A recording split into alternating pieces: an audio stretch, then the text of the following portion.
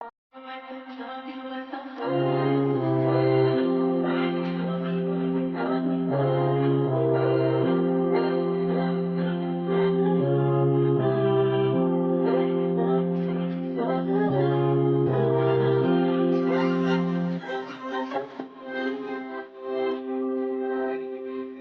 go slow, baby, can I get low? I got enough to see you witness. You got a couple hours, I'm really expensive, but I'm gonna touch on your body, get really expensive. I'm gonna miss you. I wanna kiss it. I wanna kiss it. I wanna leave. I wanna leave. Please. It's the night I fucked with Dyke, and I ain't been ashamed to say. She talk like Jack, but you think it cake, and I crack 2, 3 times a day. I'm loud. I'm only good. Unless I'm on a honey pack, then I'm good as new. As soon as you pass with them hipsters, I'm forget I thought I wanna see that pussy. Yes, Lord. I wanna see that pussy. Jump the hoops for those who don't do for you, so you should do a thing or two for just you. Nobody gotta know about the things we do. Now let's go. Give it to daddy, but you gotta go slow. Gotta go slow. Licking the kitty, baby, can I get low? I got enough to see you witness. You gotta go. Your body get really. Yes, I wanna leave. I wanna kiss it. I wanna kiss it. I wanna leave. I wanna leave. Explicit. Just listen. Change your tone and hit my phone. I know you had a stressful day. This time on the house, you don't have to pay. Now lay right here and let me lick your pain away. Ashamed to fake what you really feeling is wrong. You feeling alone. You feeling that the feeling is gone. You never be home. You never be on. You just wrong. You don't understand why you not getting along, but that's cool. You ain't gotta think about your spouse every single time you leave the house. You need time to yourself to let the demon out. You need time to yourself to let the creaming out. Now let's go. Give it to daddy, but you gotta go slow. Gotta go slow. Licking the kitty, baby, can I get low? I got enough to see you when you were with me. You got a couple hours, I'm really expensive, but I'm gonna get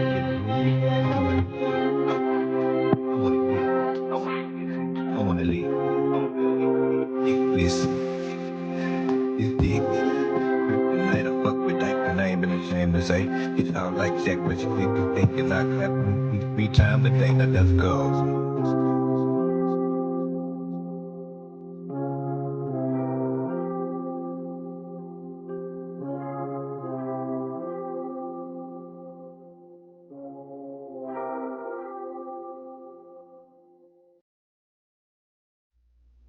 Welcome, everyone's. God damn it, good morning, mothers, daughters, fathers, and sons. God damn it, it is another glorious morning on God's green earth, or Allah, or Jehovah, or Buddha, or the universe, or whoever it is that you pray to. Whoever you believe in. If you believe in the cat in your living room, whoever it is that you believe in, it's a wonderful, glorious day on the planet because you alive. You're here to see another day. Let's give it a round of applause for seeing another day. Hallelujah, Jesus.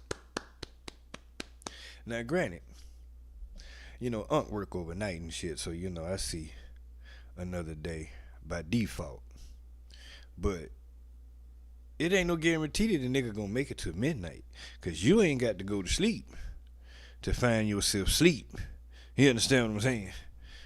People just drop all the time, So every waking moment, you're blessed.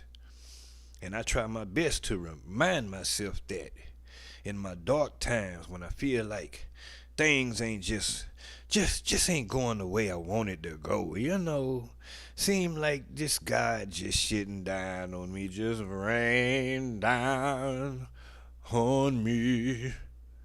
And it ain't the blessings, but it ain't, but you can't see it from him, because really, in my opinion, everything is cause and effect. And I live by the thinking of what you do today can affect next year.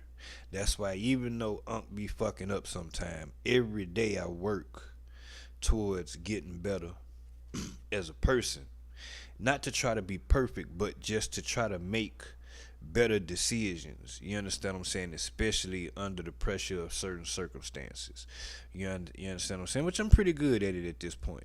Because I'm a strong believer in what you do today can affect next week, next month, and next year.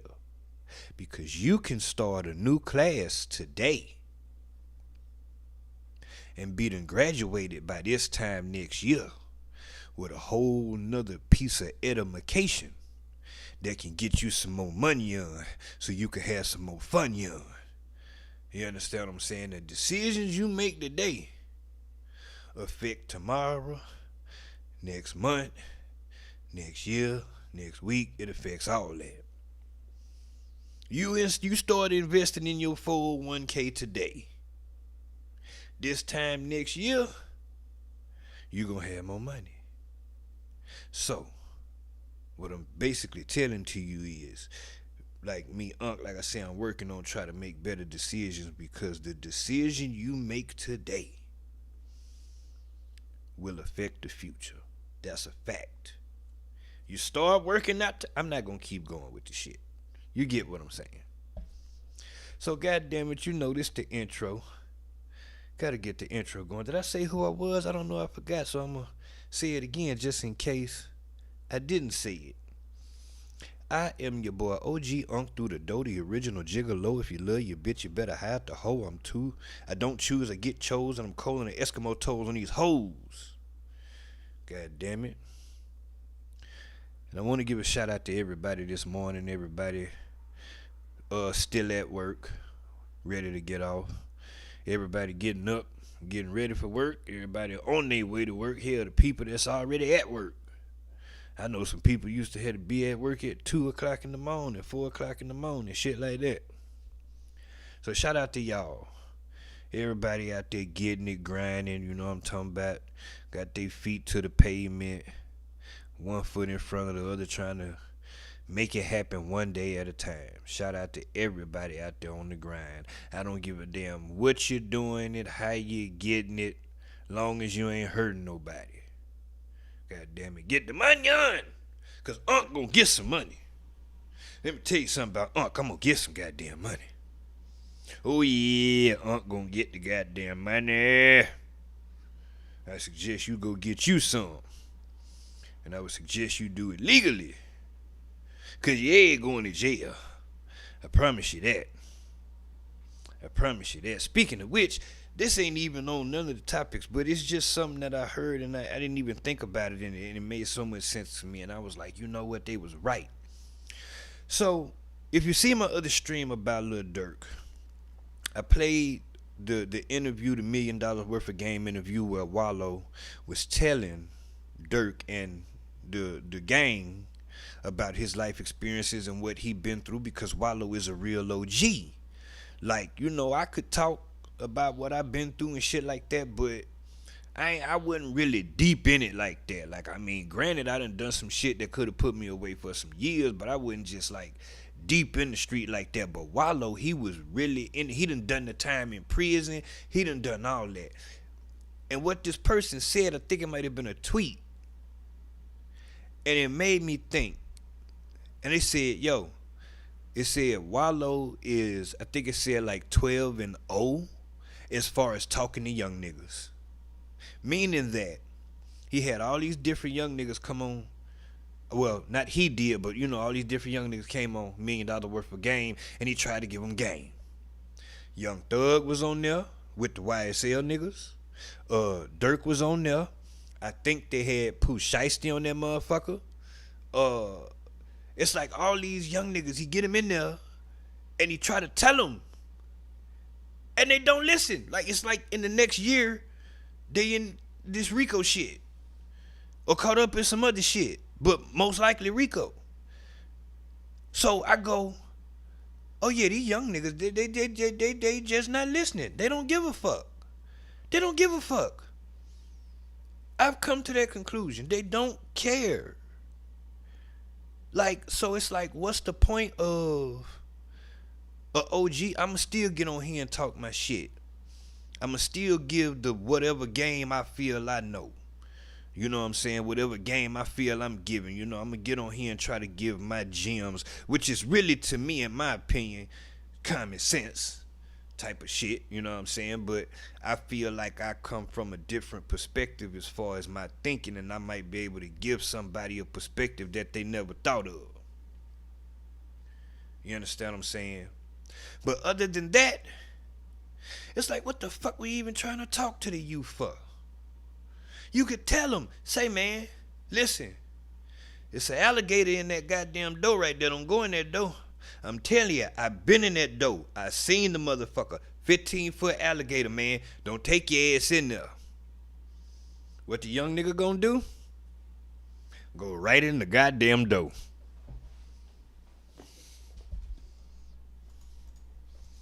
Ain't no way. Ain't no fucking way. Ain't no way. Ain't no fucking way. Ain't no way. The young nigga gonna go right in the goddamn door.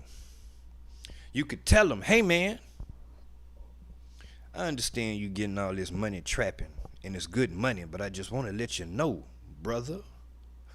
You gotta say brother when you're talking to the young niggas. Brother, cause you don't want, cause these young niggas, they crazy. They crazy. You gotta, you can't talk to them rough. They'll be done pull out the fire on your ass. You know what I'm saying? So you say, listen here, young brother. Gotta sound like a Muslim. Hey, listen here, young brother. I see what you're doing and how you're doing it. You got it shaking and moving and grooving and everything. I see you, young player. I see you. You're getting it. You're getting the money. I see it, player. You got the bands. I see it. But let me tell you something.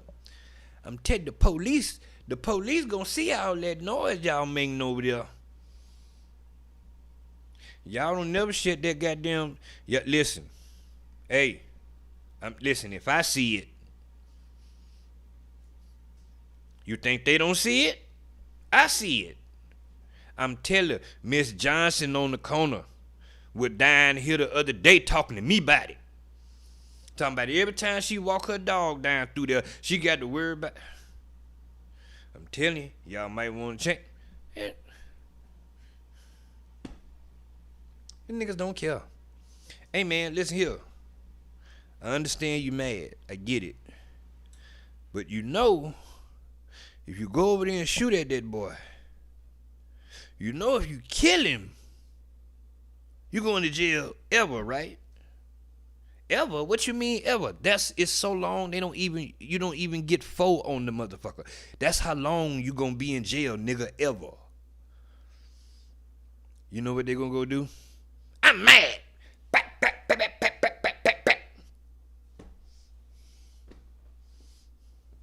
And then they in court looking sad, like sad puppies and shit. You got niggas like, what the fuck was that boy named? Straight Drop in the Dolph case. His cocksucking motherfucker go put on his Instagram, and I'm off on a tangent, I know it. This nigga go put on his Instagram, at least I held it down. I'm a real nigga. Held it down, I ain't say nothing. Nigga, whether you said anything or not, brother, you going away ever. Fuck does it matter?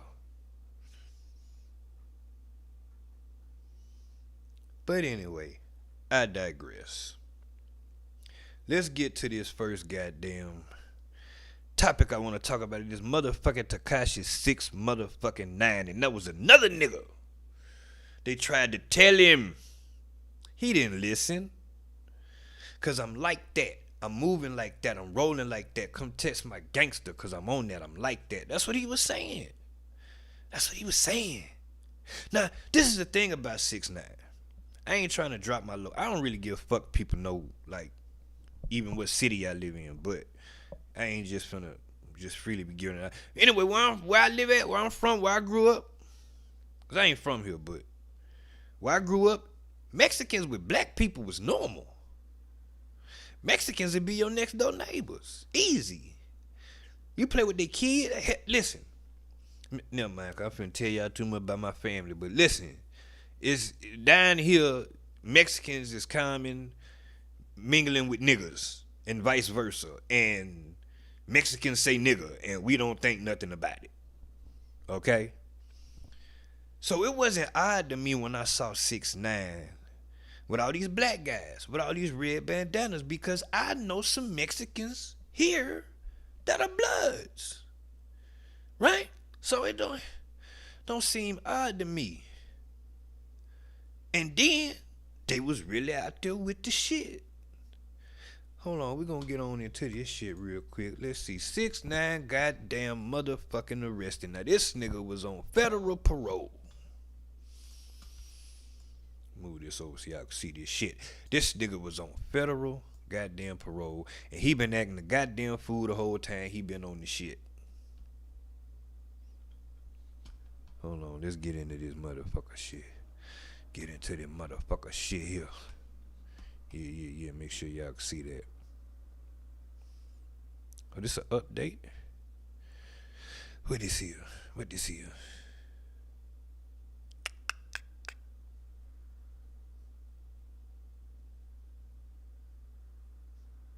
Okay, so here we go. So Tekashi 6ix9ine's lawyer, Lance Lazaro, tells TMZ Tekashi was notified 2 weeks ago he violated the terms of his probation. He was ordered to appear before a federal judge today in New York, but he was an hour late to the hearing, and the judge dispatched U.S. Marshals to find him. Lazaro says Tekashi arrived on his own and surrendered voluntarily. Lazaro says there were 3 violations according to the government. Tekashi performed in Las Vegas, Nevada without permission from his probation department. Tekashi failed a drug test, testing positive for meth. What the fuck? What? This nigga smoking meth? Or false positive? Adderall. Fuck. Nah, I wanted to try some Adderall because they say that shit like the limitless pill. But I ain't never tried it because I'm scared of it because I might like it. Like, because I rap. Like, imagine if I fucking take a fucking Adderall and then, because they say it had you focused and shit. Imagine I take a fucking Adderall and I'm write 5 or 6 songs. Them the best fucking songs I ever wrote in my life. I'm going to want to keep taking that shit. Oh, shit. Tested positive for meth and also failed to take a required drug test at another time. Lazaro says tested positive for meth could be false positive. He says Tekashi takes Adderall. Fucking Adderall got fucking meth in it? I'm glad I ain't never tried that shit. Hold on, how you spell that shit? Adderall. What's the ingredients? What's the Adderall ingredients? What's the ingredients? What's the goddamn ingredients? Hold on. I need to see what the ingredients is. It's an amphetamine. What? Shit, that tell me everything I know right there. Fucking methamphetamine. Oh. What? They use it. Hold on. Let me read about this shit. This combination medication is used to treat deficit hyperactive ADHD. It works by changing the amounts of certain natural substances in the brain. Amphetamine, dextroamphetamine, belongs to a class of drugs known as stimulants. It can help increase your ability to pay attention, stay focused on an activity, and control behavior problems. It may also help you to organize your don't need no shit like this, boy. I'd be addicted to that goddamn shit in a week. What? And improve listening skills? This drug is also used to treat a certain sleep disorder to help you stay awake during the day. It should not be used to treat tiredness or to hold off sleep in people who do not have a sleep disorder. Nigga, what? Oh man, I think I might need to go. Oh my God, it's like, that's the most terrifying thought. Because I've thought about this shit before. I've came across it a few times and I've always passed on it because I don't, look, I'm not promoting this shit. Hit my mic. I'm not promoting this shit, okay? But I can only tell y'all the truth. You feel me? Know about pain pills, okay? That was my thing. Percocet, hydrocodone, Oxycontin, All that shit. That was my shit. I done had some of everything. If it was a pain pill, I done had it. Tramadol, it don't matter. Name it, I done had it. Patches, all kind of shit. Suboxone, I done had it. You understand what I'm saying? So, wait a minute, what? If you suddenly stop using this medication, you may have withdrawal. No,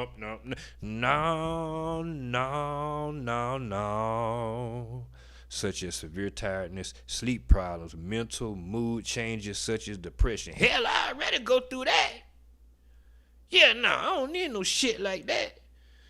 Severe tiredness. I'm old. I be tired. Look, man, let me tell you something. I wake up, I done slept all goddamn, well, not night, because, you know, I work on night, but I done slept my full time.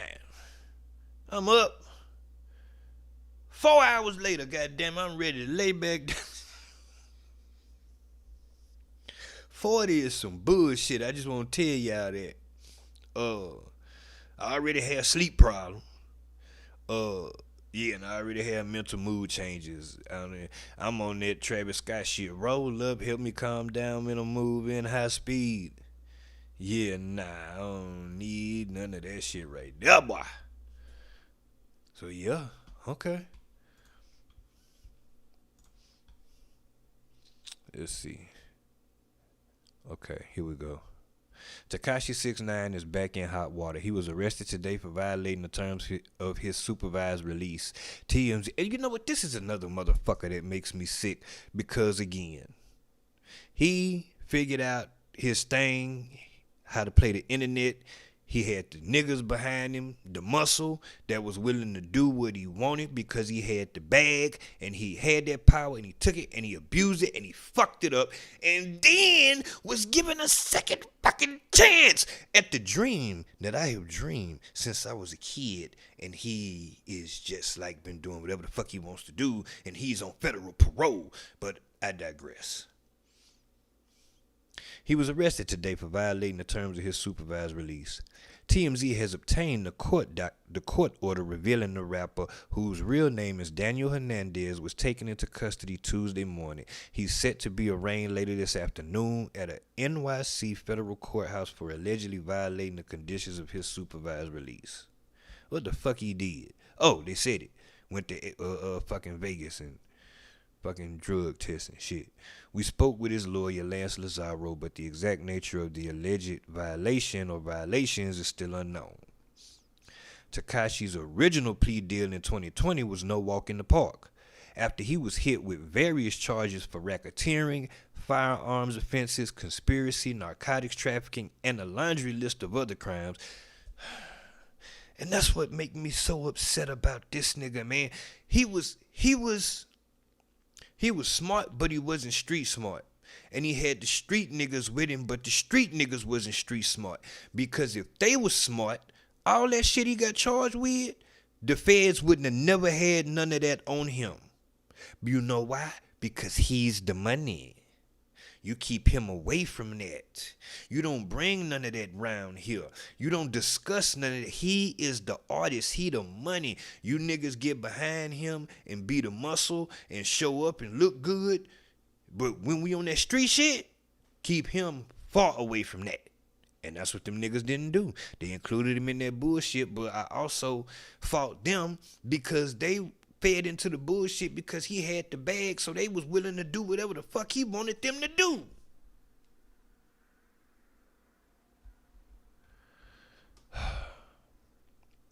As we previously reported, he avoided a hefty 47-year prison sentence by agreeing to cooperate with authorities and help with their investigation of other defendants. After getting his ankle monitor removed at the end of his home confinement in 2020, Tekashi was still on a tight leash per the terms of his 5-year period of supervised release and had a schedule of check-ins with his probation officer.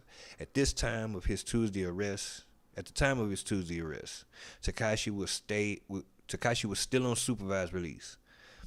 Just 3 weeks ago, Tekashi told us he wasn't worried about his new record deal's clause about staying out of trouble, claiming he's a squeaky clean individual and insisting that trouble just has a knack for finding him all the time. Now, hold on, I want to watch this shit because I'm calling Kaepernick on that right now.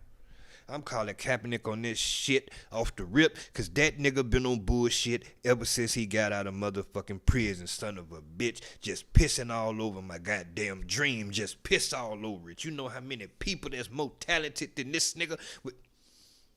I'm sorry, that's gonna be a running theme when I talk about these niggas doing this dumb shit. I'm sorry, I cannot help it because it aggravates me. And they gotta get their ad off. Well, goddamn it, why they getting their ad off on a rant? Cause let me tell you something. I ain't salty about what did happen or what didn't happen because I made certain decisions, but it's like you niggas, I don't know, it's like they catch lightning in a bottle and then they just throw the bottle on the ground. And it's like, what? What? Nigga, what? Fucking bullshit. Hell, fuck me. What about the artists that's in the game that can't get the type of publicity that 6ix9ine was getting? And they working hard and staying out of trouble. It ain't just about me.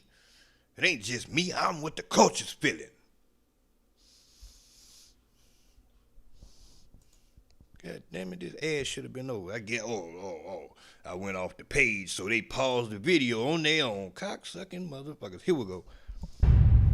Well, congratulations on the record deal. I mean, that is huge. It's not a record deal. I think that's what people. It's a exclusive tour deal. Look at this goddamn necklace and these bracelets this son of a bitch got on. Now, let's just say that it's not his. Let's just say it's not his. It's capped for the video. I don't even know nobody with no fucking necklace like that. I've been around niggas with necklaces like that. Don't get it twisted. I can show you. But I'm saying, like, personally, that I can call on the phone. Fucking 50, 60, $70,000 Cubans. Who the fuck, even if it's not his, who the fuck is he around? Nigga, how they get around? You feel me? Like, or you got that level, that prestige, that celebrity where you could rent it. I can't go rent this shit. Even if I could afford to pay for it, I'm not even sure I could rent that because, like, the insurance and all that, like, yeah. Never mind. That I'm doing in Mexico, South America, and Central America, South America, United States, and Mexico, like the exclusivity deal. But there is going to be a new album, right? Yeah, but the album belongs to them, to Cartel Music, because it's a regional. It's like Mexico regional music, like tumbados and like, you know, more. It's nothing hip hop. So you're leaning more into your. Nah, this nigga gonna get himself killed. Did he say the name of the label is Cartel Music? And he been down there in the Dominican Republic?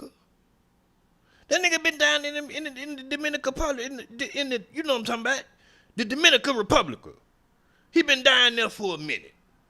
The shit name, oh, this nigga's trying to go back. This nigga's gonna die. Latin roots now. Yeah, I mean, I've been. Look, that's what I've been playing with for the past. Look. Look. History has shown us that you should not affiliate with anybody with names such as Death Row, Cartel, hold on, there's some other ones in there. Murder Inc. Yeah, it's just certain names that you know it sound cool at first. You know what I'm saying? It's some other shit in there. I had my mind went blank, boy. I had Bad Boy. I mean, we got the Diddler. I forgot to put that in my title. I'm damn sure gonna talk about that. The Diddy Boppers. They tried to jump Ray J. Yeah, but them niggas fucking up.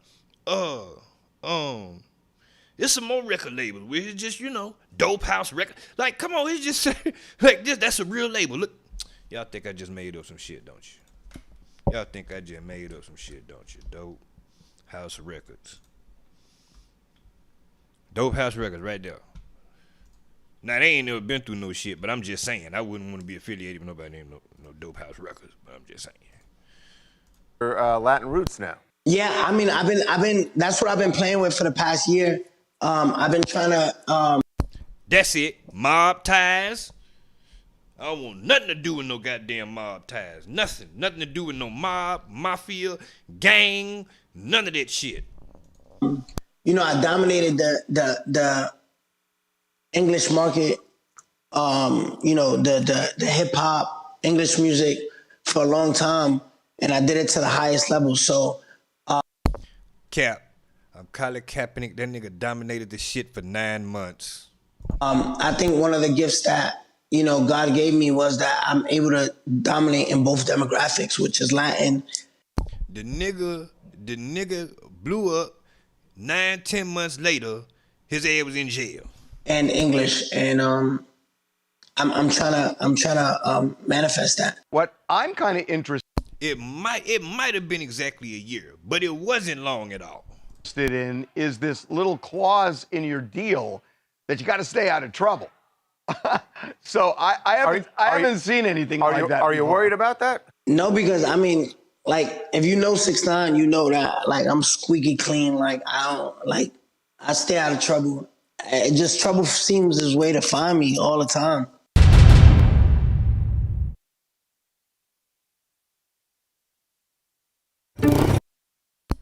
That nigga full of shit. I'm Colin goddamn Kaepernick. Hold on. Let me show you how full of shit this nigga is. Hold on. Wait a minute. Wait a minute. 6ix9ine, 6 goddamn 9.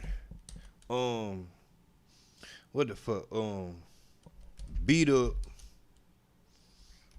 Wait a minute, hold on. Beat up producer. This happened down in the Dominican Republic. Wait a minute. They better have the shit. Hit the shit. Hit the shit right here. Hit the goddamn shit right here. Hit the goddamn shit right here. Look. That's 6ix9ine right there in the black. Hold on, let me show y'all see that shit. Let me see. That's 6ix9ine right there in the black with the goddamn shiesty on there. The nigga right there. This down in Dominican Republic. This was just last year. This month of last year. October 13th of last year.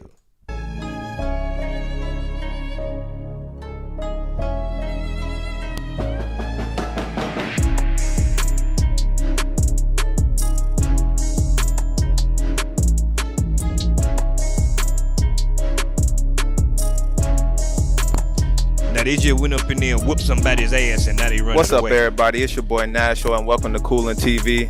In this video, man, 6ix9ine, he got word that somebody disrespected his girlfriend, all right, in the Dominican Republic. That's where they at right now. You know what's so funny? His ass is still locked up. He went to court today. He's still locked up. We gonna get to that. Hold on. Now in this video, all right, so he got word that one of the producers at the studio disrespected his girlfriend, while he wasn't present. So 6ix9ine, you know how he be getting down. He had to call up his goonies. He had to call up the 4 goonies. They came down, they went into the studio, and I guess obviously they was prepared. Cause in the video, y'all see them pull up, but they obviously, but what, a few seconds later on that recording, they all scramble. So obviously, Hell, he doing what I could do. Basically, as y'all can see on the goddamn video, that's what happened.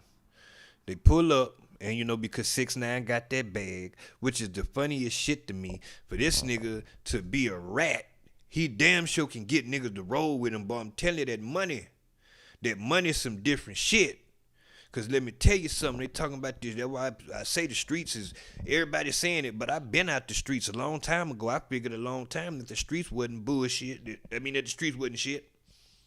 I figured a long time ago that the streets wasn't shit.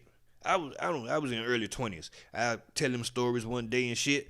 But yeah, man, Unc was in the street. I don't care what you think. I'm telling you what done really happened, and I don't do no capping. Check my background. I ain't no gangster or no shit like that.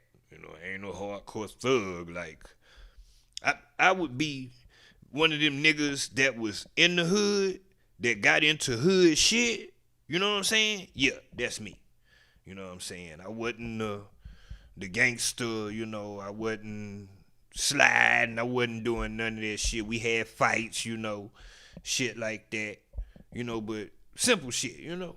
You know, we did a little drug dealing, a little car stealing, you know. Just hood nigga shit. You know, I'm a street nigga, hood nigga. I was in the streets. I was playing in the streets. But, you know, I wasn't that. I wasn't no King Von or no shit like that. But anyway, because you got the bag, these niggas will roll with you. And he got his clique. Look, they going. Look. Who the fuck is this swole ass nigga right here? I wonder how much he paid him. He asked that nigga, he had to, look. He said, yo, such and such inside. He was like, yeah, hold on, let me go get him. I can't hear no audio. I'm telling you what the shit looked like to me. They pull up. You know what I mean? Holmes was getting ready to go. 6ix9ine pull up, check the scene. He walk up like, what's up? Like, look, he peeped. You know what I'm saying? See what's going on. I mean, fuck his niggas doing. He walked around, like, yo, such and such in there. He like, yeah, man, hold on, man. Let me let you in. He not knowing what's going on. He probably green in the motherfucker. So then, because it's just them, then he telling, wait, hold on, let me make sure y'all see that shit. He signaled the niggas. That's how they niggas did the lineup. Hold on. Right there at the top right here. Nigga in the gray right here. He signaled for the rest of the niggas to come. He thinking everything cool. Like, okay, just 3 niggas. It's 6ix9ine and shit. You know what I'm saying? 6ix9ine probably been over here several times. You know what I mean? It's 6ix9ine. You know, he's a fucking star. Last man, come on, nigga. They come run up in there, put the beats on the nigga hands and feet, and then they run off. He doing all this shit while he on fucking federal probation. Not probation, parole. Ain't no way, ain't no fucking way. Ain't no way, ain't no fucking way. Ain't no way, ain't no fucking way. Ain't no way, ain't no fucking way. Even if this not his money. I ain't never seen that much fucking money in real. That's like over $1 million right there. I seen the actual video. He can't. Hold on. Bitch ass nigga. Yeah, I'm hating on this nigga. Fuck this nigga. Cause that's what Unc do on this channel. I get on these motherfuckers. I get on these nigga motherfucking ass. 6ix9ine with $1 million. Yeah, so you might hear a little hating on here every now and then.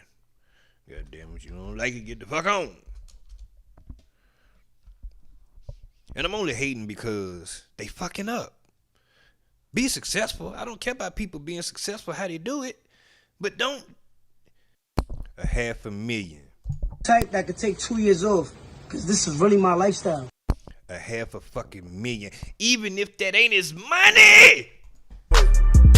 Ain't no way, ain't no fucking way. Ain't no way, ain't no fucking way. Ain't no way.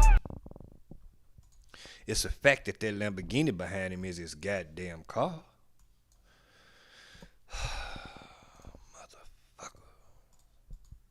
Too much going on in one time. I'm trying to process. I'm trying to say some shit. It's too many nigga than this fucking the boy, Dirk. God damn it, it's too much going on in this video. I done forgot about it. What was I saying about this cocksucking motherfucker here? Damn it, man. Son of a bitch. It was just too much at one time. The nigga said my net worth is $3. That's what I was saying. And then the niggas was saying in the middle of saying, go check the net worth of the nigga who didn't slide for Vaughn. Well, God damn it, I guess we know now that he did. This didn't age well now, did it? Ain't no way, ain't no fucking way. Ain't no way, ain't no fucking way. Nigga, what? Yo, bro, listen. Everybody who didn't slide for their man, 800. Ain't no fucking way, fucking way. Ain't no way. A ticket, Ain't no 1M. fucking way.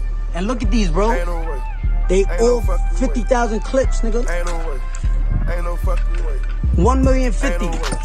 Ain't no fucking way. 1,100,000. Ain't no fucking way. Cocksucking motherfucker. Ain't no way. Ain't no fucking way. 1,150,000. Ain't no fucking way. This is disgusting. Ain't no way. 1,200,000. Fucking Ain't disgusting. no way. Ain't no fucking way. 1,000,000. Ain't no way. And that goddamn shit didn't go nowhere. I ain't hating, it didn't. That shit didn't go nowhere. Now, I'ma tell you now, I ain't gonna front now. Chains look a little moistenighty there. Chains look a little moistenighty there now. You know, Unc done had some real diamonds. And Unc got some moissanite too. I know a diamond when I see a diamond. Now, granted, they tricky. It's very hard to, hell, I don't know, but the shit look a little moissanite daddy to me. Mighty moissanite daddy there, boy. You mighty moissanite daddy. Yeah, man, this shit didn't do nothing, these goddamn fake ass numbers. 37 million views. I don't know YouTube numbers, but I don't think that was enough to get a return on the investment with this. Get scary savings at PLEA. Oh no, that's the other song I'm thinking about with Kodak. When they gave Kodak the $1 million. But then again, you got streams in there too. Look at this. I think, is this the shit with the double dose twins? Is that what? No, that's the Kermit twins, ain't it? Which one of them hoes is that? I robbed you and y'all ain't do nothing back. Remember that, niggas like y'all ain't do nothing back, but make tracks, suck dick, nigga. And that's exactly why. That's exactly why his career is dead in America. Because if he would have got out of prison and was rapping about some other shit, he'd have been alright. But he's still talking about sliding. He dissing Duck after Duck got killed. All this shit really sound the same. What's this shit? I do like this song though. Pooh 90. I fuck with a couple of the nigga songs, but you know, I don't fuck with him. I separate the artist from the music because I don't give a fuck what these niggas doing. I don't give a fuck what these niggas doing. Nasty. Yeah, I mean, I ain't going to these concerts and shit. Like, this nigga got maybe like 2 songs I like, so, and then I don't even stream them. I got the shit downloaded. Like, I ain't putting no money in this nigga pockets. You know what I'm saying? I'm sorry, I can't help it. You know, a couple songs I don't fuck with him. I don't want to be cool with him. I don't want to meet the nigga. I don't want to hang out with the nigga. Listen, all I've ever wanted to be was a rapper. Ever since I was a kid, if the nigga called me for a feature right now, I can't do it. And it don't have shit to do with the rat shit. I don't give a fuck about that. But it's just, he just got too much on him, and it's too much that come with him. Like, I would work with Gunna, and Gunna is a rat. I don't give a fuck about that, because I'm a civilian. The only people who care about that shit is people that's still committing crimes. Nasty, nasty, nasty, nasty, nasty. Shake it fat, poo 99, fat poo 99. Oh, dummy little nigga dirt. He got out of jail. Dissing Duck and shit, and Duck done got killed. Motherfucking son of a bitch. Let's get over here to this nigga's goddamn his detention hearing or whatever, cause they had to, you know, he nigga violated the goddamn. I should have ate before I started the stream. Now I'm getting hungry. Shit. I should have. You know what? Hold on. This what I'm finna do. This what I'm finna do. This what I'm gonna do. Hold on.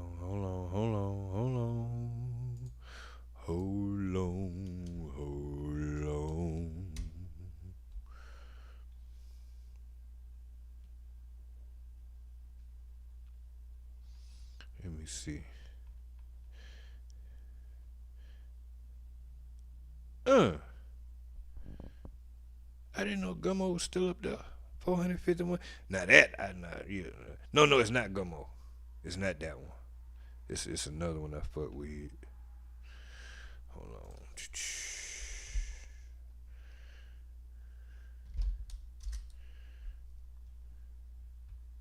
Oh my goodness Jesus, why are y'all playing games with me?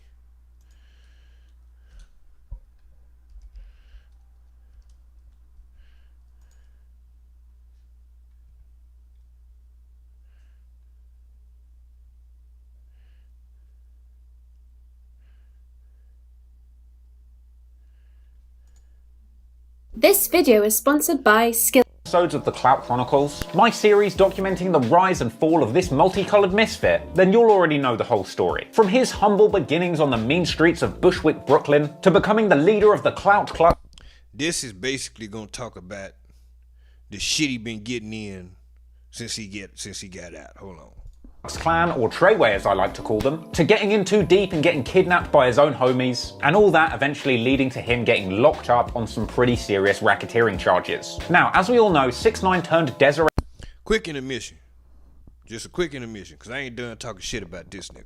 Perez and got to snitch in on that same gang that had previously protected him and even shot at the ops for him, landing his former cronies in the slammer with double-digit sentences, and leaving himself free to slip out of the situation faster than Meek Mill slips down his front porch. Once it was confirmed that 6ix9ine was indeed able to snitch his way out of the slammer, his comeback was inevitable, as long as nobody in jail got to him first. I mean, 10 for 10 on Billboard is all well and good, but when you've got a cellmate named Spider who's 10 for 10 on sharpened toothbrush drillings, you've got a problem. Luckily, 6ix9ine was able to keep safe during his time in the slammer, mainly shielding himself from attack with a large chunk of low-quality meat he must have found in the chow hall. Hey, apparently Diddy still throws white parties in jail, who'da thunk it? Anywho, 6ix9ine generally kept a low profile whilst he was in jail, opting to do his time in silence, unlike our old chum Kodak Black, who when he's not tugging on the guard's testicles, he's speaking out against the injustice that he's endured. But even being behind bars, this didn't stop 6ix9ine from scoring big W's. In October 2019, prior to his sentencing, he signed a $10 million contract extension with his label 10K Projects, gearing up to release 2 projects upon his release. I mean, good for 6ix9ine. Usually the only extension contracts people are signing in jail are written in jizz extending their services as a bottom bunk bitch.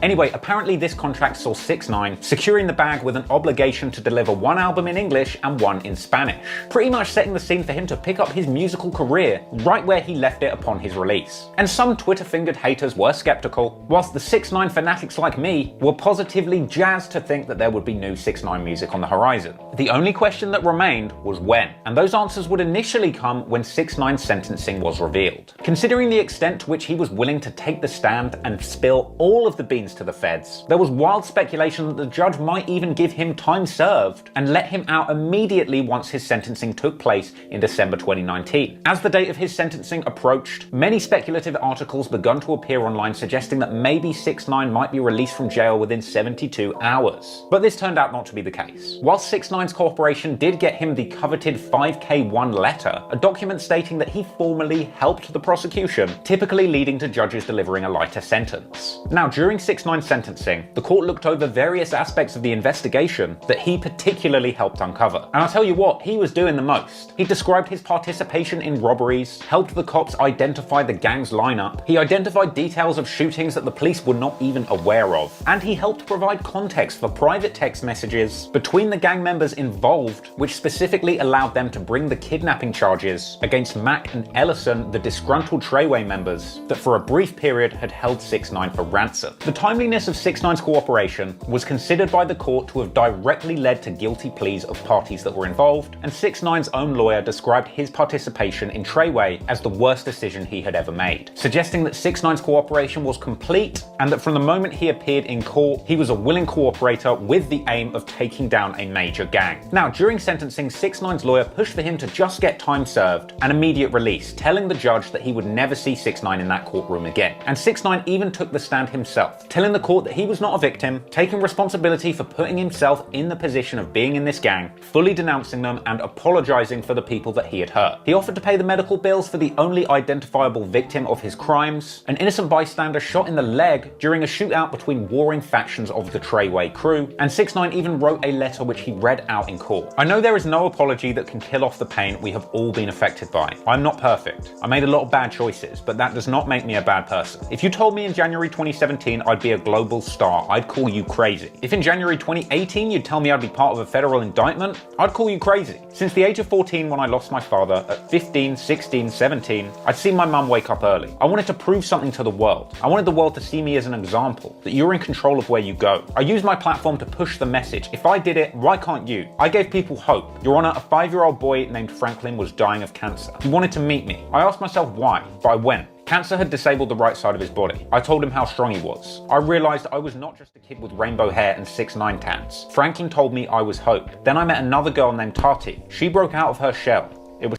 Now wait a minute. Wait a minute. There was a part in here he just said where he told the judge, "You'll never see me in this courtroom again." I ain't gonna rewind it back. I might rewind it back. I don't know. But he told the judge, "You'll never see me in this courtroom again." Not today, but yesterday. Where the fuck was he at? In that judge's courtroom.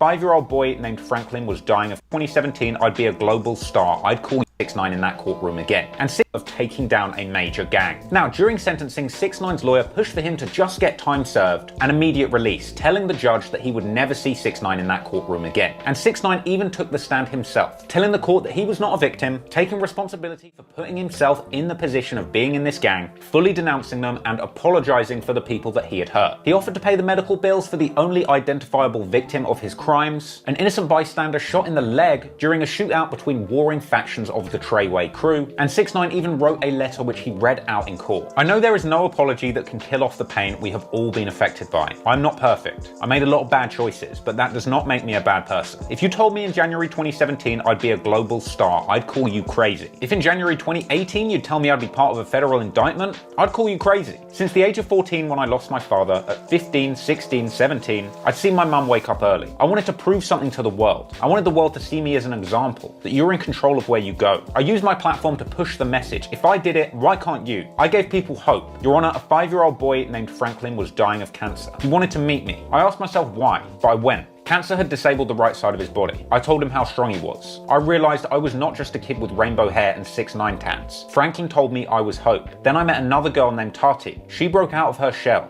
It was September. The family was struggling. I took them school shopping for the year. Tati told me that if I can be strong, they can be strong. When people see me, they don't only see Tekashi 6ix9ine the arrogant. I'm a human. I got organs just like everyone in this room. They see Daniel Hernandez, not Tekashi 6ix9ine. I failed these kids. The millions of kids. My own kids I haven't spoke to. The whole time incarcerated. It will be a priority of mine to visit. Hold on, let me fast forward past this goddamn cap. And the judge said that 6ix9ine had used the gang to get even with his industry rivals, that they remained armed. And after that, from the word go, the very first frame where we see 6ix9ine on screen was a picture worth 1,000 words. Because 6ix9ine picked up exactly where he left off. Tongue out, flipping a middle finger to all of his ops and haters, and surrounded by luscious rainbow beauties. And rocking that hideously large bust-down shark chain. I mean, with this one still image, you've pretty much seen the entire video. But that's not to say the video isn't still worth a watch. We got to see those booties bounce from a lot of excellent angles. 6ix9ine spits his basic bars rocking a rainbow jacket and an icy grill on top of impeccable veneered teeth. And he also shows off a cute puppy that he has got his hands on. I assume he was trying to kill 2 birds with 1 stone by also making a big comeback on Tinder with an impeccable display pic. I'd swipe right. He's also seen playing around with a bunch of paint, splashing it on his face. Funny, I'm pretty sure the last time 6ix9ine had this much sticky liquid splashed on his face, he was in general population surrounded by men with knuckle tattoos. And that's the last one, sorry. He also, in an iconic act of self-awareness, transformed for a brief moment into a cute animated rat with rainbow whiskers, which in my opinion was a pretty ingenious move designed to head off any and all criticism he was about to face from the industry for being a rat. We also got a glimpse of 6ix9ine's ankle monitor, and of course the main dancer in the music video was his short-suffering girlfriend Jade, who is eager to show the viewers her judgment is just as bad as her boyfriend's with this dreadful tattoo of his face. I hear she's got an offset tattoo somewhere you can't see, eh? But anyway, the actual song goober itself was interesting too. The simple lyrics and shouted delivery were textbook Zilla 6ix9ine, and the song was filled with the usual 6ix9ine references to haters, clout chasers, interpolating his beloved line, "Are you dumb, stupid, or dumb?"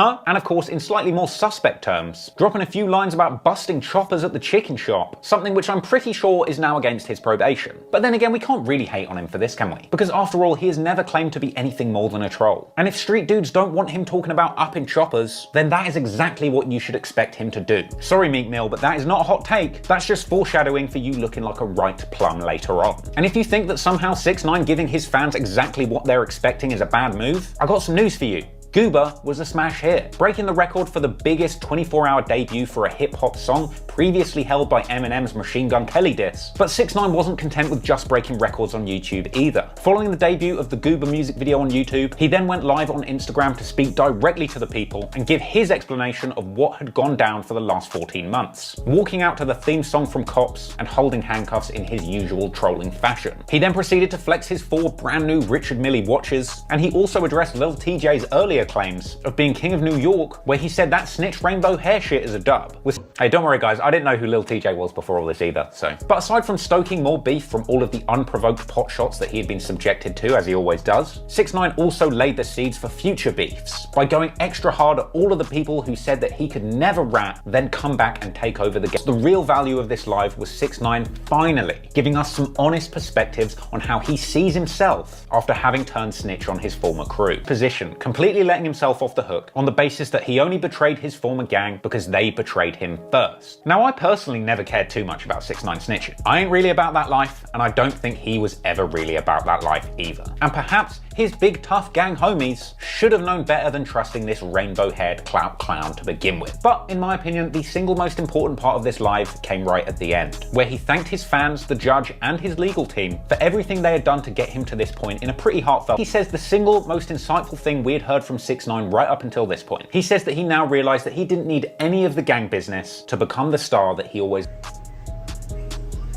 Numbers don't lie. In my opinion, it's possible that until this point, 6ix9ine was probably pretty nervous. Because there was always a possibility the likes of Meek Mill and Snoop Dogg were completely right, and that after snitching, the entire industry and all the fans were truly going to turn their back on 6ix9ine for ratting so hard. And it was clear for both 6ix9ine and the fans at this moment, just going on the numbers alone, that 6ix9ine had truly pulled it off, and he was back. This Instagram Live attracted 2 million viewers at the same time, breaking the Instagram record for concurrent viewers by an enormous margin, though for the record it was broken by a Turkish TV star a few weeks later, but anyway. That doesn't matter, because Goober's release went off without a hitch. 6ix9ine had really played the 14-month long con, finessing every single person in Treyway that had got indicted with him, saving himself, coming out and getting right back to the top. But let's not forget, being a master troll reaching unprecedented heights of success tends to attract unprecedented beefs too, because now 6ix9ine would graduate from entry-level hip-hop beefing and begin to go back and forth with the A-list, the likes of Justin Bieber, Ariana Grande, and of course his newest corporate industry op.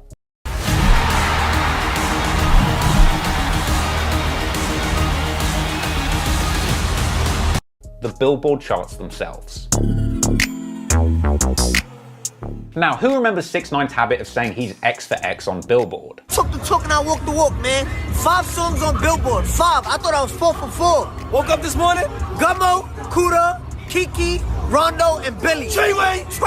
I don't think y'all know how hard it is to make fucking Billboard in the first place is. We 6 for fucking 6, nigga. 6 for what? We 6 for 6 for what? Fuck you talking about 6 for 6, blood. 6 for 6. We 6 for fucking 6, blood. 6 for 6. Let's drink this shit. You know that shit, man. Tekashi 6Ix9Ine 7 on fucking Billboard, man. 8 on the fucking Billboard. Top fucking 10 record. Fifi is fucking lit. Another fucking Billboard hit, nigga. 9 for 9. It's fucking Treyway. 10 for 10 on the Billboard. It's fucking Treyway. It's Treyway? God, I miss him saying that. He'll probably go to jail if he says that now. Anyway, you would have thought 6ix9ine would have been delighted to see his track Goober sliding into number 3 on the Billboard charts. But then again, he had had a number 3 before with Fifi. In fact, no, he was not happy with number 3 at all. And before Billboard announced the chart position. Anyway, fuck that goddamn shit. I switched my screen, I did. Let's get to the shit. Let's get to the goddamn shit. Oh, shit, I was hungry, man. I had to give me something to eat, shit. So, okay, now. So, 6ix9ine was in court in New York yesterday. And in New York, they don't allow cameras in the courtroom and shit. So you have a reporter in there from the inner city press, and he is basically tweeting live what's happening during the trial. Because, as you know, 6ix9ine has been detained on a violation of his federal parole. So, let's go through this goddamn transcript, see what happened up in this motherfucker. So 6ix9ine Hernandez, bright yellow hair, is sitting at defense table in large courtroom 318. There are 2 U.S. Marshals behind him. Judge had still not taken the bench. Drum roll. All rise. Judge Engelmeyer. That's how you gotta do it, because that's how the white men come in. He sound like a white man, Judge Engelmeyer. It sounded just nice and tall like this. And Judge Engelmeyer, here, on a violation of supervised release. Defendant was supposed to appear today at 9:30 a.m. and did not. So he was arrested at 10:30 a.m. I need to arraign him on 3 violations. Mr. Lazaro, have you read them?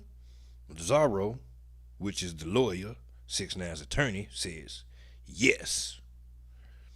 Judge says, Mr. Lazaro, turn off your phone. Is it off? Mr. Smallman, swear to defendant. So, right to I think that is right to the truth, the whole truth. You know what I'm saying? You know the shit they say, the shit when they put the hand on the Bible. You know what I'm talking about? Say, is your mind clear? The judge asked 6ix9ine, is your mind clear? The 6ix9ine said, yes, Your Honor. Judge, have you discussed it with Mr. Lazaro? 6ix9ine said, I live in Florida. First time I see him. So wait a minute, I think, no. So is Lazaro the fucking attorney? Or is he the goddamn DA? Let me see. Do it say? It don't goddamn say I'm gonna have to figure it out through context clues. Son of a bitch. Judge, you were charged with travel to Los Angeles without permission, not turning up for drug testing and using meth. How do you plead?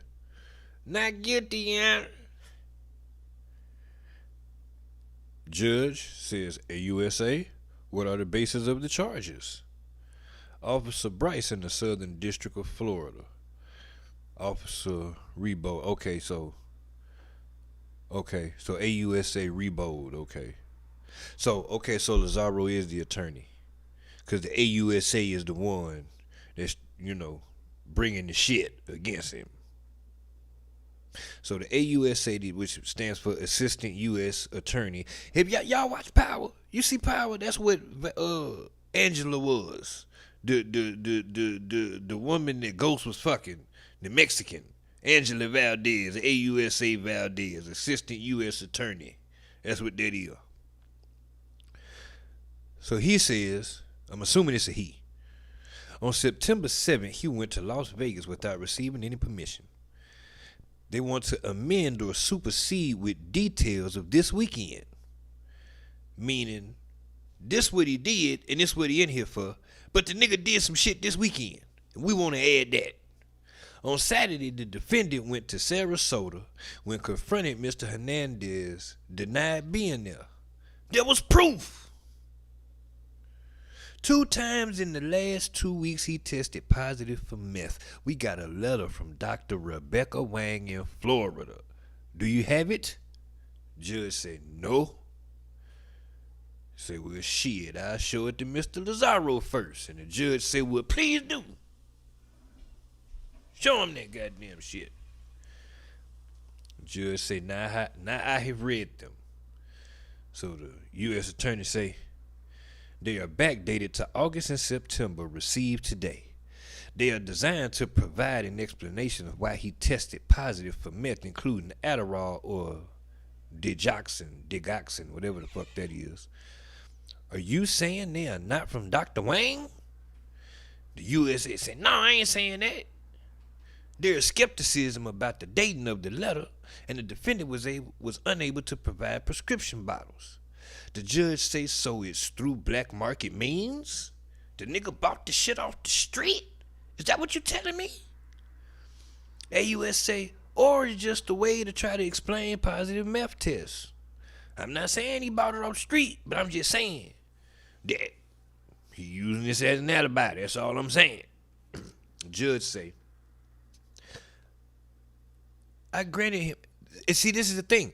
That shit I was showing you a while ago, when he got out in 2020, or when he got sentenced to shit after he snitched, the lawyer assured the judge that he would never see 6ix9ine again. And right here, as I told y'all, what this shit say, the judge say, I granted him compassionate release in light of his COVID sensitivity, but he's still under supervision because 6ix9ine got out early. That's the same exact motherfucking judge. And he back there again. All that goddamn success. You can't stay out of trouble?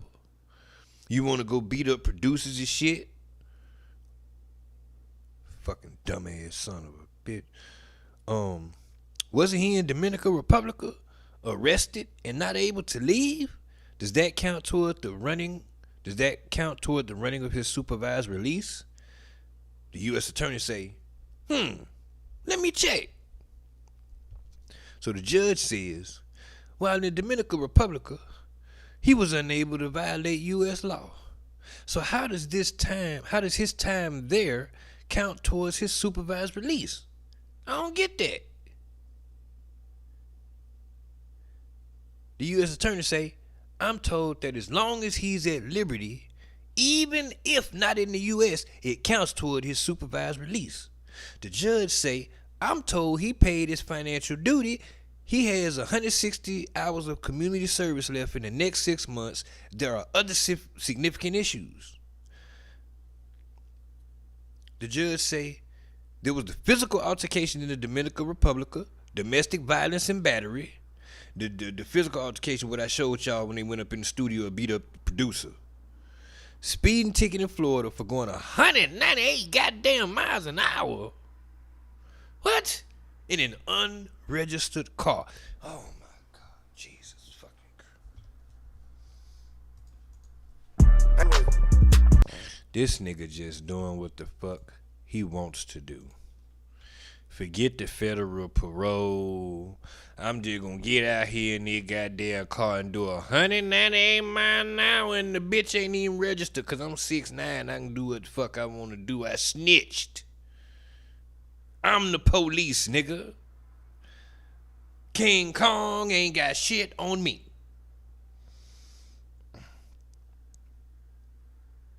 Where I stop it? Oh, right there. Unregistered car that was apparently resolved. He said he's going to Russia on October 19th, which is past. So there might be a typo. He probably meant to say, excuse me, probably meant to say November. Judge. So we have to decide when we have an evidentiary hearing and what to do with Mr. Hernandez until then. The AUSA say, we can move quickly. The judge say, Mr. Lazaro, are we likely looking at a disposition? The lawyer say, I'd like that. There are factors that weigh in his favor. Like if they do it quick, you know what I'm saying? We don't wait too long to, figure out what the fuck they gonna do about this nigga violating. The judge say, you'll need to confer with him. He has a liberty interest. What if we reconvene next Thursday at 9 a.m.? What I envision, Mr. Lazaro, if there is not a disposition, we'll have an evidentiary hearing.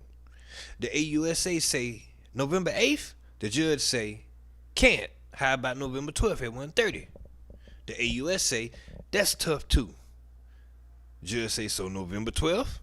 6ix9ine's lawyer says how about the 7th? Because he want this shit to happen as soon as possible because and they talk about next month, which is only a couple days away. Shit, it's the 30th now. God damn it. And so, they trying to set the next. God damn it. Hold on. They trying to set the next goddamn court date, and they trying to agree on a date and a time that work for everybody. That's basically what's going on. I'm not finna read all this shit. But basically, they come to an agreement that they're gonna reconvene on the 12th. Basically, that's what they come to the conclusion of. Say, let's address detention or release before November 12th. Government, that's what the judge say. The AUSA say, we believe detention is appropriate. He is a risk not to return, compounded by the conduct this weekend, knowing he had a VOSR proceeding, leaving and being dishonest. What the fuck is VOSR? Violation of supervised release. There it is. AUSA. There's the conduct in the Dominican Republic while ordered to remain there to stay in trial. Instead, this nigga left through Haiti, then left Haiti back to the U.S. He boasted about it on his own podcast. So basically, this nigga went, for the shit, for jumping on the motherfucking DJ, and that was a part of his goddamn punishment. The nigga couldn't leave the goddamn country, and the nigga left anyway. He smuggled himself through Haiti. Son of a bitch. He poses a danger to himself with the controlled substance. He went to Las Vegas to perform in front of 20,000 people. Basically, they basically made a case on why this nigga should be detained. His lawyer tried to make a case on why he shouldn't be detained, and the judge said, fuck that.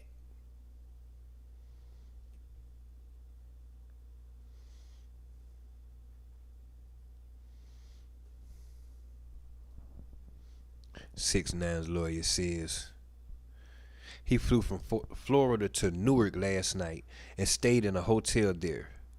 So he was an hour late. That's why they want to detain him. He understands the court gave him a break. Let him out. The judge said he got a break, and deservedly so, as a cooperator. But there's a pattern, including the conduct in the Dominican Republic. It reflects a full spectrum disregard for the law. And the lawyer said it's not intentional though. He ain't doing it on purpose. But basically they come to the conclusion that they're gonna keep his motherfucking ass in jail.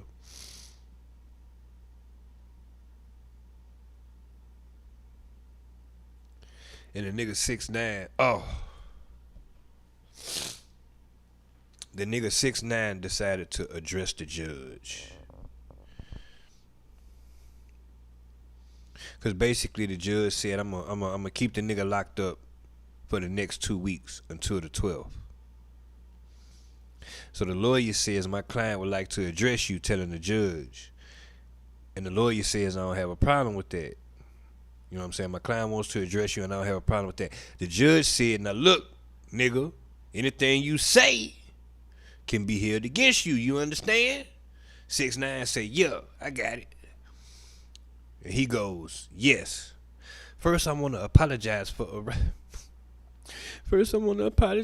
arriving late this morning. I don't live in New York. I live in Florida. I woke up late. I was released on April 2nd, 2020, and I've been on probation since. The judge said, move away from the microphone. I think you'd understand that. Nigga. You've been in this courtroom before. You've been on the stand before. You done talked in the mic before. You know how this shit work. Back the fuck up. Yeah, the goddamn judge throwing shots. The nigga judge say, move away from the microphone. I think you'd understand that. You've done this before. So 6ix9ine goes, I know my counsel told me not to speak, but the truth stays the same.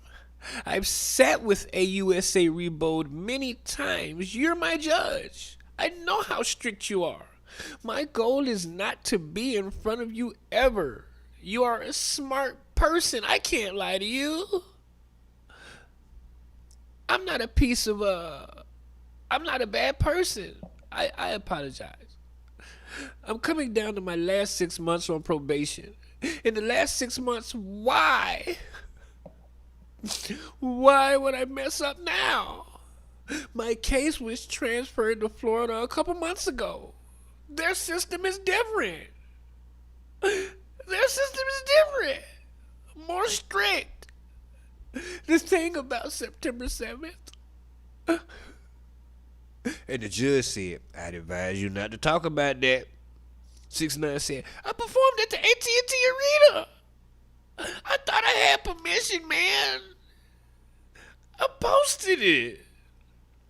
I didn't get a text back. I'm human. I have that system.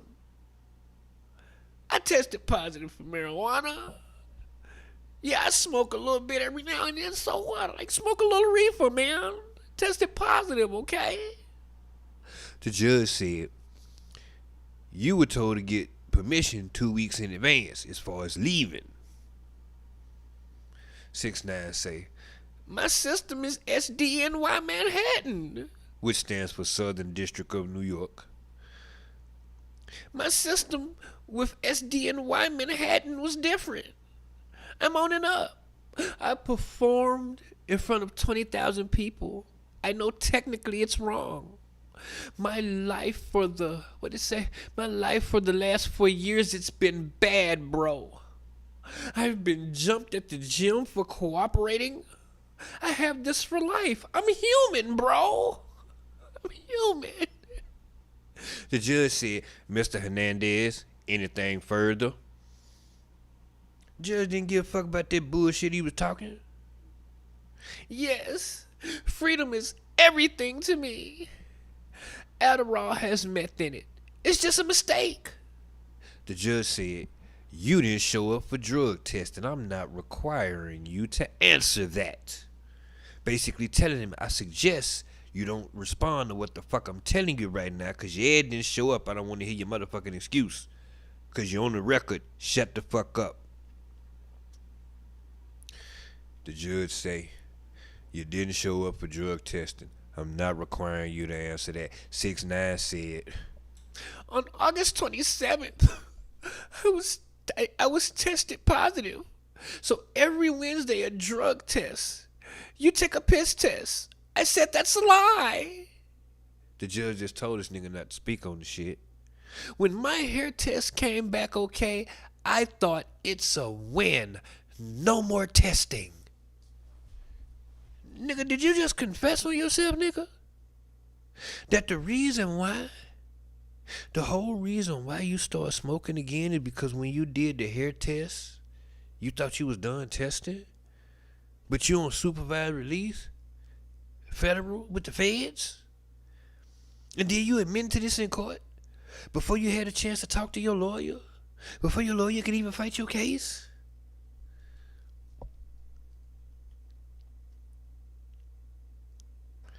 So the judge says, I'll be interested in that on November 12th. I'll be interested in hearing more about that on November 12th. I can't resolve it now. Another court directed you not to leave the country. You left.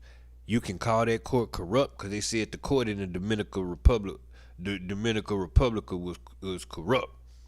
So you can call that court corrupt and that country corrupt, but you left. I see you in 2 weeks. Court adjourned. 6ix9ine ass locked up for 2 weeks. Dead here. Violating this goddamn federal parole, supervised release, whatever the fuck you want to call it. He violated the shit. He dumb. Now this is the thing.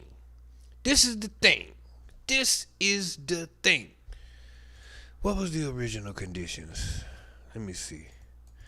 Cause see now, if they violate this nigga, it would be. Do you know how crazy it would be if this nigga got 6 months left on fucking federal parole and he get violated? Cause they'll do that to your ass. Yeah, they don't give a fuck. They send your ass right back up in that motherfucker. They don't give a damn you finna get off this shit. Now they'll probably give him some linen, you know what I'm talking about, some linen. They'll probably give him some linen, but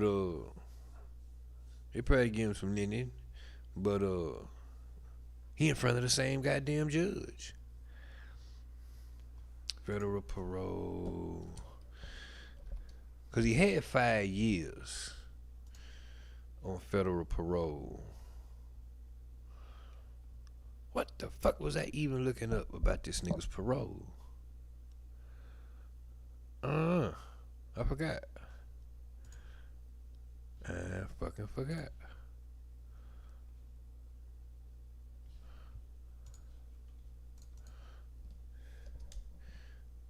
What was the stipulations of his Dominican Republica?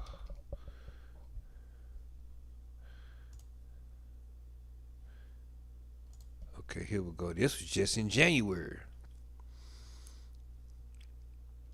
Make sure y'all can see this shit. Yeah, y'all can see this shit. Santo Domingo, Dominican Republica. A judge on Thursday conditionally released U.S. rapper Tekashi 6Ine after he was arrested in the Dominican Republic last week on domestic violence charges. The rapper whose real name... Oh, that's what you talking about. I didn't know about this. I thought this was about the, them going to jump on the producer nigga. Oh, this some old other shit right here. The rapper who... Yeah, we don't fuck with niggas that hit women. Yeah, we don't. The rapper whose real name is Daniel Hernandez was ordered to pay a $510 deposit, undergo government counseling, and meet with authorities every 2 months until they conclude their investigation into allegations that he assaulted his girlfriend. And what the?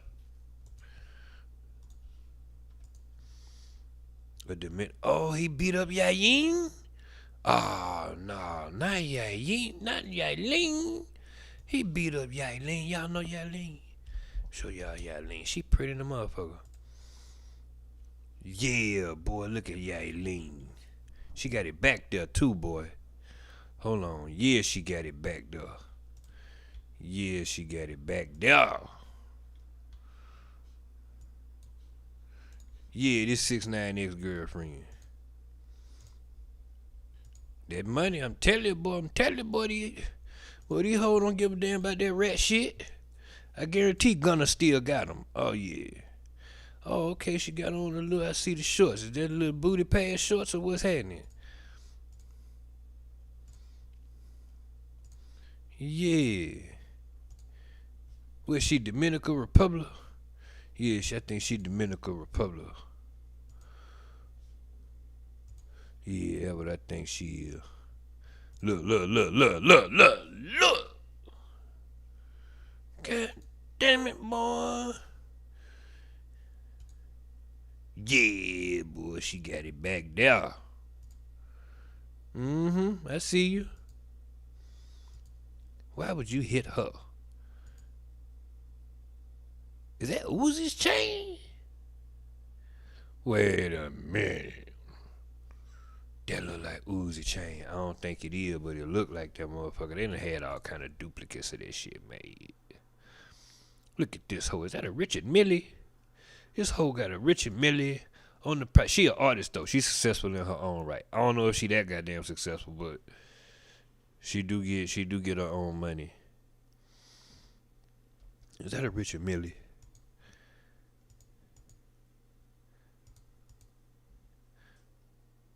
Yup. Might be imitation or some shit, but I don't know shit. Look at this. Look at this motherfucking shit. Oh, Lord, if I ever made it to this level, y'all couldn't tell me shit. I already don't talk to nobody right now. I really wouldn't talk to no goddamn body. Yeah, you ain't right there. That different shit.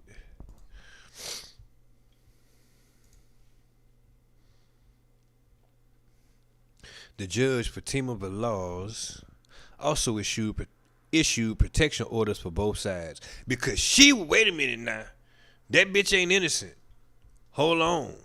Wait a minute.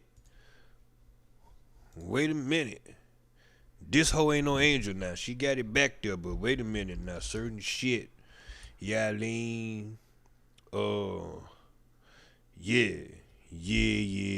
This might be why wait, hold on. Wait. I gotta finish reading through this because yeah. What's it right here? Why is this shit in Spanish? I can't read this fucking shit. Hold on. Right there. Okay. But why I got on? Hold on. 6ix9ine. What is that called? Body cam. Yeah, I'm gonna read this article and see about him beating the bitch up, and then. God damn it! Why is that video not by itself? What's really happening? Fuck it, we just gonna have to get it off Act Channel then. Cause yeah, this hoe ain't innocent. This bitch ain't innocent by far. This hoe get full of that goddamn liquor and wanna tear up shit. So yeah, let's see this about him beating the bitch up. But we don't agree with beating the bitch up though. Leave. Now, I don't care if it's your shit. Leave. Just get the fuck on. And then somehow get the bitch out of there and then leave the bitch alone. Women, if a nigga put his hands on you, kill him. Right there on the spot. After the hearing, Tekashi 6ix9ine's attorney accused prosecutors of fabricating evidence against his client. Meanwhile, prosecutor Andrea Villa Camacho, goddamn, this hoe got 4 names. Shit. Andrea Villa Camacho explained why she had requested that Tekashi 6ix9ine remain held. We know perfectly well why victims do not file a complaint, why victims recant, she said. It is the second time that Hernandez is arrested in the Dominican Republic. Authorities in the Caribbean country detained him in October after he was accused of assaulting a local music producer after he and his partner had been recording at his studio. That's the one I'm talking about that I knew about. Because really the story was 6ix9ine thought the producer was fucking this bitch. 6ix9ine a jealous ass nigga and shit because his bitch is famous over there and she a big star. And you seen her. You seen the pictures. You seen the pictures. And I think the DJ is a pretty nigga, so he insecure and shit. So he got to go put the beats down on the nigga and shit. You looking at one of them ass niggas.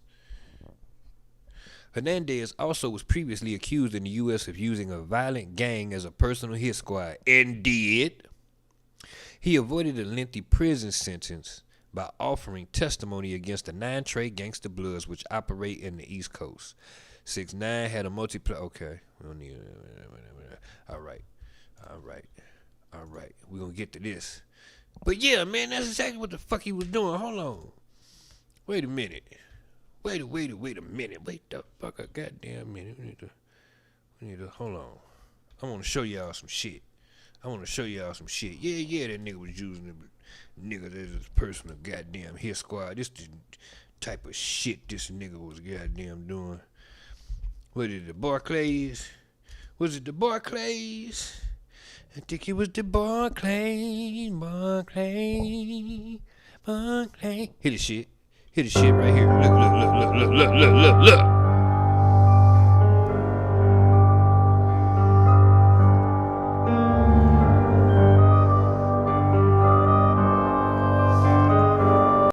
That's 6ix9ine and his people right there. Y'all should be able to spot 6ix9ine with that goddamn colorful ass hair right here.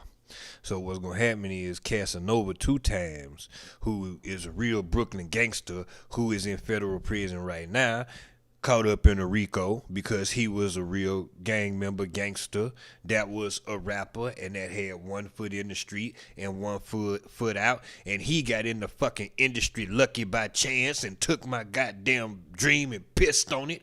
But it is what it is. So anyway, you'll see that 6ix9ine, him and his crew is walking this way.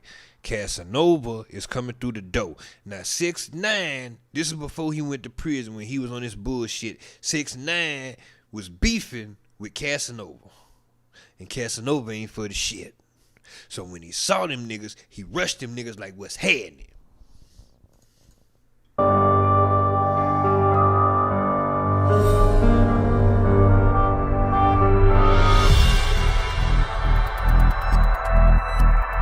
Leading the pack. Casanova 2 times right there. Now, if you can see, he got the chain, they say 2X. You'll see the 2X chain around his neck. He come through that motherfucker like a raging bull, straight through the pack. He not playing no games. He was in the front. around niggas. Like, nah, let me get to that nigga, son. Nah, son, what's up, son? What's up now, son? What's up now, kid? Right there, the nigga 6ix9ine mans start shooting in the fucking air in the Barclays Center. Now, that could have easily been a fight. They had enough niggas with them.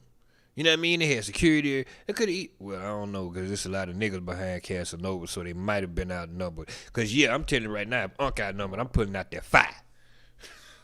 I'm telling you right now, goddamn it, Unc outnumbered, I'm putting out that fire and everybody getting shot. I'm shooting niggas, bitches, kids, mamas, grandma, nigga. I'm shooting everybody on the scene, because why y'all did try to stop these niggas from jumping me? Shit, everybody got to die. God damn it, you goddamn it, I'm outnumbered. Unc is up in that goddamn fire.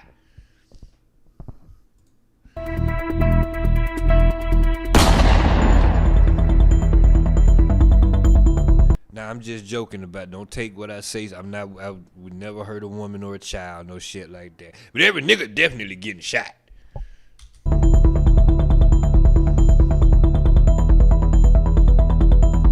And the funny thing is, after the melee, Casanova was the first one off the ground, back up into the shit.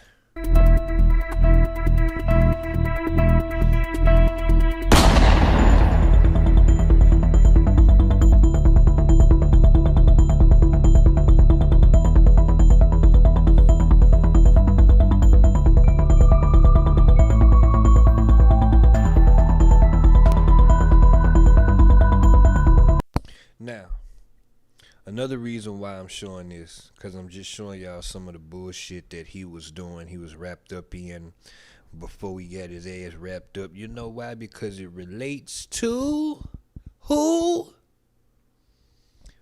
Who that shit relate to? Hold on, I got to pull up one of my favorite drops. Because if this situation ain't an exact mirror image of a bunch of other situations, then I don't know what it is, because it seemed to me like rapper after rapper after rapper is getting caught up in a RICO going to the feds. Burnout. Hold on, hurry up with my drop. Please hurry up with it. Yeah, what it sound like? What it sound like right there? Started out with some Pleas. I'm Lil Durk and I be representing the trenches. Steady running from the jakes, we hopping fences. I regret I caught that case, I had a witness. And when I'm talking to the streets, I bet they listen. And I was down bad on my dick, they ain't pay attention. Man, I fell down to my knees when the law came. And I can't go like Mitch. And I caught that case, I had a witness. And when I'm talking to the streets, I bet they listen. And I was down bad on my dick, they ain't pay attention. Man, I fell down to my knees when the law came. And I can't. When 6ix9ine went to jail, wasn't all these niggas making fun of this nigga? Wasn't all these niggas tweeting and shit making fun? Wait, hold up, wait, hold up, wait. Not only was they making the fun of the nigga, they talk shit about the nigga for snitching, and didn't some of them other ones turn around and was snitching? Didn't Casanova was snitching? Didn't Casanova 2 times was snitching? Casanova 2 times denounced his gang. He said, I'm not ape no more, and I think they bloods. I'm not ape no more. That's what Casanova said. He dropped his flag and he got stabbed. I ain't capping. I don't make shit up. Hold on, Casanova 2 times. Hold on. Stab. Right here. Casanova's facing 60 years after pleading guilty to drug and racketeering charges. He distanced himself from his old crew, then just days later, his face got slashed in prison. And today we're breaking down the entire story. On Thursday, June 16th, Casanova was sitting in the Essex. But I'm just saying, not Lil Durk in a position where he might have, but ain't nobody for Durk to snitch on, because he the head man. He was talking shit. He went down in the RICO. Pee-wee Longway is in the RICO right now from Atlanta. Slime, RICO. YFN Luch, RICO. This nigga right here on the screen, Rico. And I think this nigga snitched. I swear I think this nigga ratted.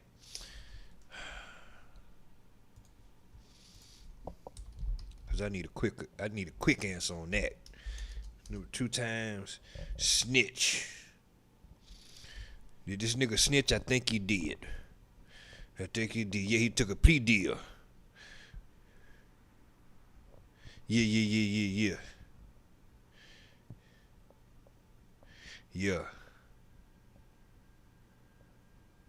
Okay, so it don't say for sure that he snitched. County Correctional Facility when a dude named Ulysses Lugo came at him with a blade. Casanova's face got slashed up, but he didn't just sit there and take it. Cass started fighting back, and that's when Lugo tried to run off but got chased down by Cass and his homies. By the time the guards got there to break the situation up, Cass had allegedly already cut Lugo several times in the face too. It's not clear why Lugo went after Cass like that, but rumors are flying that it's related to a letter Casanova sent to the judge in this case a few days ago. He was accused of being a shot caller for the untouchable Gorilla Stone Nation gang, and in 2020 he got taken down in a RICO indictment with 17 other Gorilla Stone affiliates. He pleaded not guilty at first, but later he took a deal and pleaded guilty to being involved with a shooting in 2020, a robbery in 2018, and selling between 100 and 400 kilos of weed. Even though Cass copped a plea deal, he's still facing 60 years in prison. And last week, he sent a letter to the judge where he talks about giving up the street life. Cass started the letter off by taking responsibility for everything in his past, but he told the judge he never had anyone to show him a better path, so he had to learn how to survive the streets by himself. He also brought up how he's been working with young people in the streets over the last few years and trying to lead them down a better path so they don't end up like he did. Casanova came up in the Flatbush area of Brooklyn and put both feet in the trenches as a teenager. He dropped out of school in 8th grade and was in the streets full time, and it didn't take long for it to start catching up with him. In 2006, he got booked on a robbery charge at the age of 19 and didn't come home until almost 8 years later. Life on the inside wasn't easy.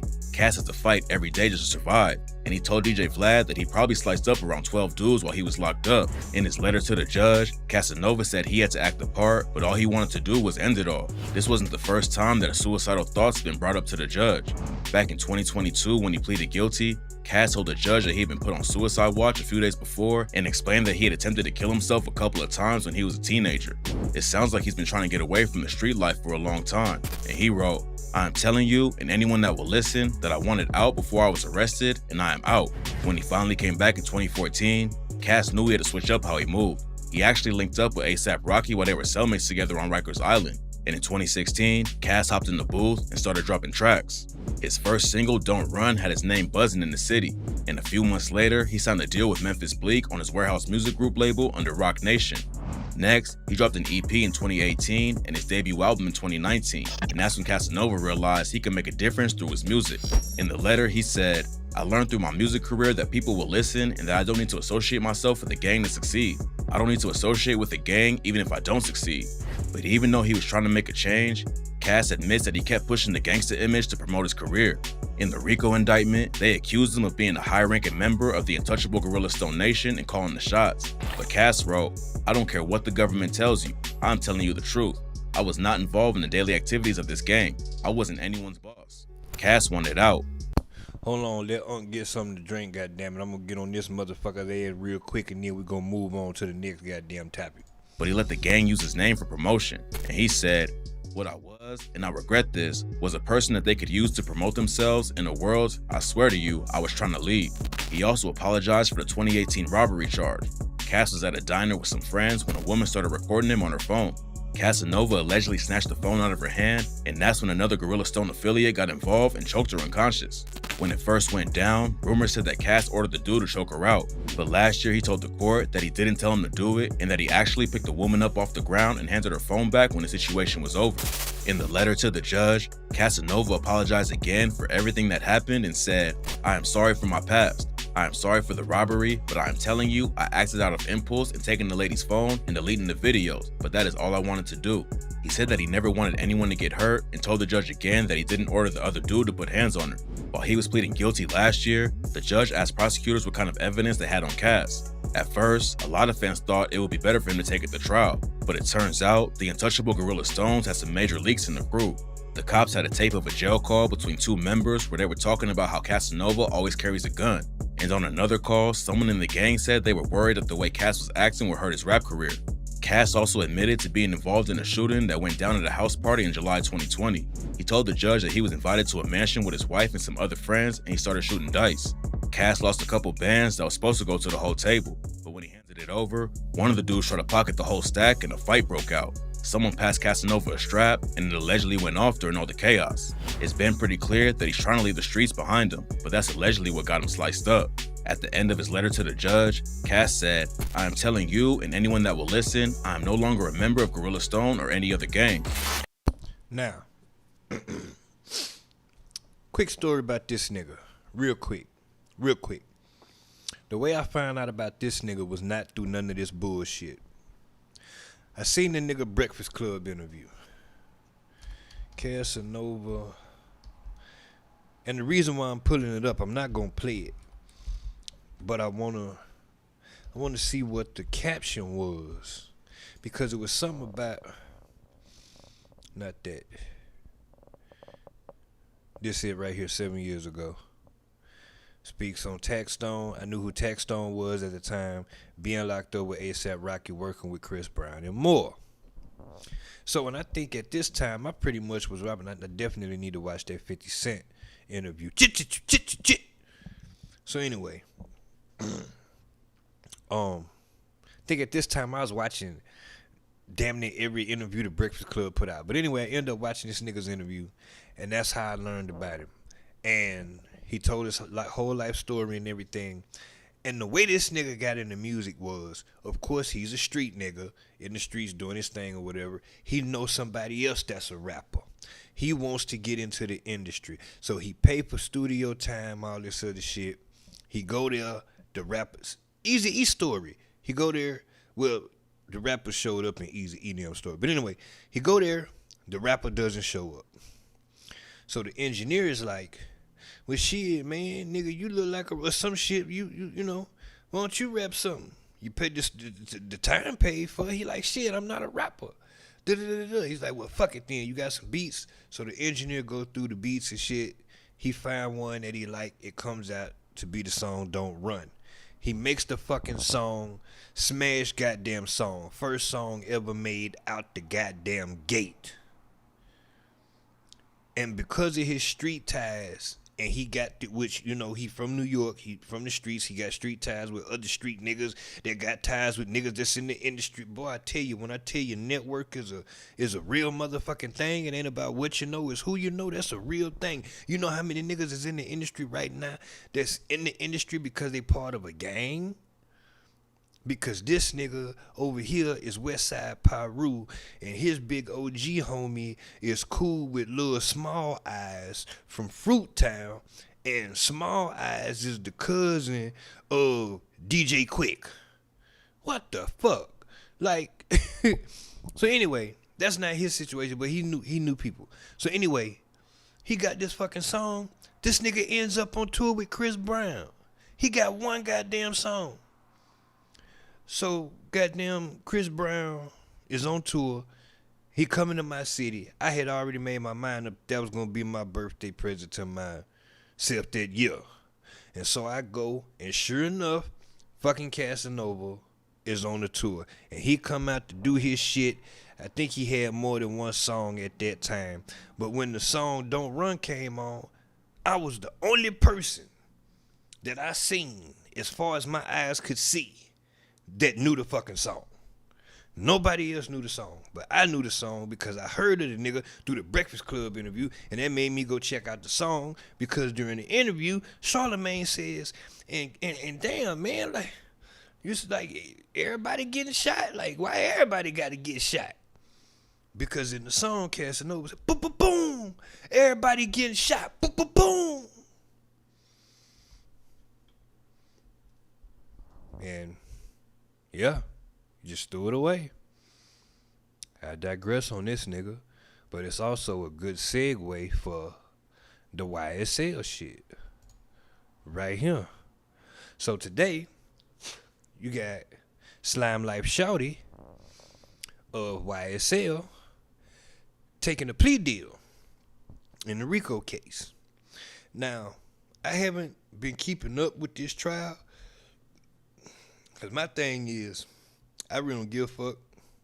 Like what niggas got going on, like is the nigga innocent or is he guilty? Is he getting out of what? I don't give a shit about none of the formalities in the end, in the middle. What the fuck is the end result? Cause I'm a fan of slime. You understand what I'm saying? But he's another one. He is another one. It's funny how all these goddamn topics got all these people, little dirt, all these people. These niggas at Metro. I ain't gonna get a chance to get around to talking about Metro, but Metro should have shut his whole ass up and made them goddamn drums. Where this shit at? I ain't gonna get to it today, but where the shit at? Where the shit? Hold on, where is the shit? Where the shit? Metro Boomin sued for alleged sexual battery. The lawyer says it's a pure shakedown. Now, I don't believe the nigga did it. And hopefully the nigga didn't do it. I don't know the nigga. I don't give a fuck about what he got going on. But I hope he didn't do it, because we not for the violence against women. We don't condone that. So only two things you can do. You could choke a bitch, you can shake a bitch. That's it. You definitely can't take no pussy. And when you choke a bitch, it's a certain way you got to choke the bitch. You can't choke the bitch like you can't two hand, it's one hand, and you can't put your hand like this part right here. You can't put it all the way against her neck to where it cut all her circle like that. You can't do that. You gotta like leave space right here in the crib. You gotta leave space right there, and then just squeeze the side of your fingers, and you press up against the bitch throat just enough so she could feel it, but you don't cut the bitch wind off, and you just squeeze the side of your fingers like that right there. And then you choke the bitch, and you can only choke the bitch for 3 seconds. A maximum of 3 seconds, then you gotta let the bitch go. Because you're not choking the hoe to hurt the hoe, but just to let the bitch know, bitch don't play no goddamn game with me. So you can do that, and you can shake a bitch under the circumstances that she trying to hit you. You know how bitch, and you grab the bitch hand, grab the bitch wrist like this, and then you shake the hoe. Bitch, what the fuck wrong with you putting your motherfucking hands on me, bitch? You shake the bitch. Bitch, I told you, put your motherfucking hands on me, bitch. And then you gotta push the bitch away from you and retreat if necessary. But you cannot hit them. You damn sure can't take no pussy. Where we at? Oh yeah, Quay. All right, state, spell your first last name for the course, and I will do it, Mike, please, sir. Quamarvius Nichols, Quamarvious, last name Nichols, Nichols. Did you get that? Is that? Okay. Do you want to do it again? All right. Slow down. Your name. And I meant to mention this, but I got caught up in telling you how to choke a bitch. So what he's doing here, he's accepting a plea deal in his case. And they're saying that this could be good for Thug because they're saying that the trial is weak. It's a fucking mess. It's all over the place. It's a shit show. The fucking defense, which is Thug's lawyers, have been going for a damn mistrial, dismissal every other motherfucking day. Like, yo, these niggas ain't got their shit together. They throwing shit at the wall first. They come and they put Woody on the stand with his shit. He don't remember nothing. He don't recall. They put these other people on the stand. Like, what the fuck is really going on? You either got shit on my guy or you don't. You know what I'm saying? You either gonna keep him or you ain't. What the fuck y'all doing? Cause the shit y'all bringing up here is weak. So y'all need to let this shit go. And the prosecution is steady trying. Cause you know the Sunny Fanny can't look bad. So she got to get a win some type of way. So that's where the plea deals come in. Cause see, the first round of plea deals came into play for people that was snitching. That's how Gunner got caught up. Cause his plea deal is YSL a gang? Yes, ma'am. Have you ever seen members of YSL commit any crimes? Yes, ma'am. Do you know anybody that committed crime? Yes, ma'am. And the other niggas, you know, that's what it was. They had to corroborate this shit because they really want Slime. They really want Young Thug. That's who they really want, because that nigga is the Joker in real life. I've heard this about this nigga, that he is like the real life Joker, like the Joker off of the best Joker. Heath Ledger. He's that Joker. Just a menace. This nigga, like, yo, nah, Young Thug is that nigga. Like, Young Thug is that. Like, I don't want no smoke with that nigga there. That nigga is that. That's why he was able to wear the dress. Because them niggas in Atlanta already knew not to play with him. That's a part of why him and goddamn Rich Homie Quan fell out. Because Rich Homie Quan started calling him gay and talking about the gay shit. And Slime was offended because it's like, nigga, you know better. You know I'm doing this for clout, nigga. Why you playing game with me, nigga? You know what it's hitting for, nigga. You know what it is, blood. Yeah. So basically what this nigga doing, so at this point, because the case is so fucked up, they trying to save face and they trying to get some type of outcomes to these situations, which it's looking like it's gonna carry over the Thug. Like he might get a plea deal or something like that.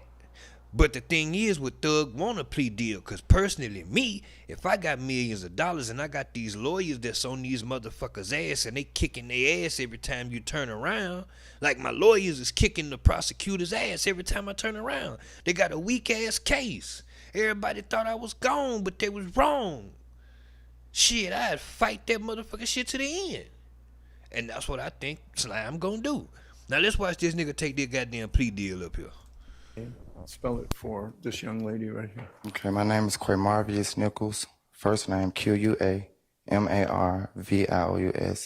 My last name Nichols, N-I-C-H-O-L-S. And Mr. Nichols, are you the same person referred to as Quamarvius Nichols on indictment 22 SC 183572? Yes. And are you at this time taking or under the influence of any alcohol, drugs, or medicine? No. Have you had the opportunity to sign this indictment with your attorney, Mr. Bruce Harvey? Yes. If you listen to this with headphones, I'm sorry. I'm dealing with it too. I don't know why the audio is only out of one ear. I don't know what the fuck Atlanta got going on. I know they getting more money than this. How old are you? 29. And how far did you go in school? I got my GED. I did not hear you. I got my GED. Are you able to read, write, and understand the English language? Yes.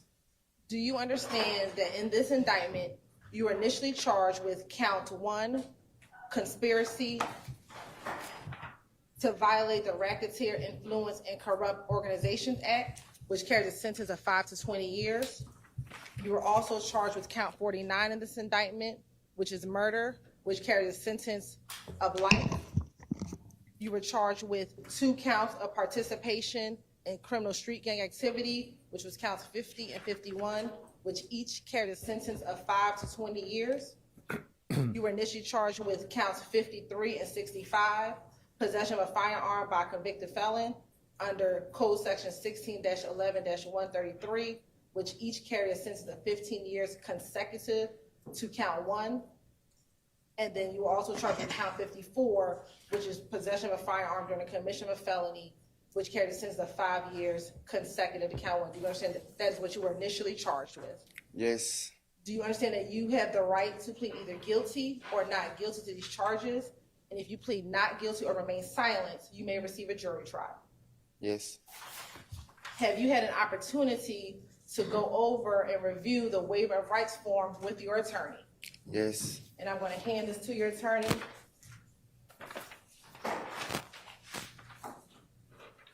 Did you sign this along with your attorney? Yes.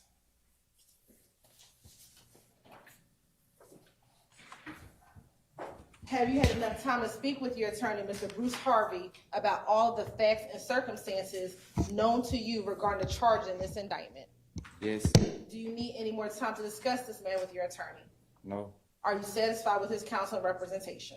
Yes. And I'd include in there the counsel and representation by Ms. Westmoreland and Mr. Garland as well. You had a team of attorneys. That's correct. All right. And they are all attorneys of record and have participated in this particular proceeding and negotiations leading up to this proceeding. Thank you. Do you waive formal reading of the indictment? Yes. Yes. Do you waive any and all defects with respect to the indictment? Yes. And to your knowledge, have you been arrested on all the charges in this indictment? Yes. And Mr. Harvey, the state is unaware of any outstanding warrants related to these charges. Do you know of any? This nigga damn sure sound like he got a little funky ass attitude answering these questions, standing up in this courtroom with all these charges. One of them including a life sentence. This nigga got a murder. He got a murder that carry life. And they finna get this nigga a plea deal. Any outstanding warrants that are related to these charges? He look like he shot some people. Look at him. Look at him. Look at his fucking face. This nigga look like a goddamn demon. He look like he up to no good. He thinking about some goddamn evil right now. He thinking about some bullshit right goddamn now. Look at his face. Look at this nigga's goddamn face. They should have gave that nigga like I don't know that nigga. I can't say I don't know that nigga, but he don't look. Ain't no face I would trust. Not related to those charges.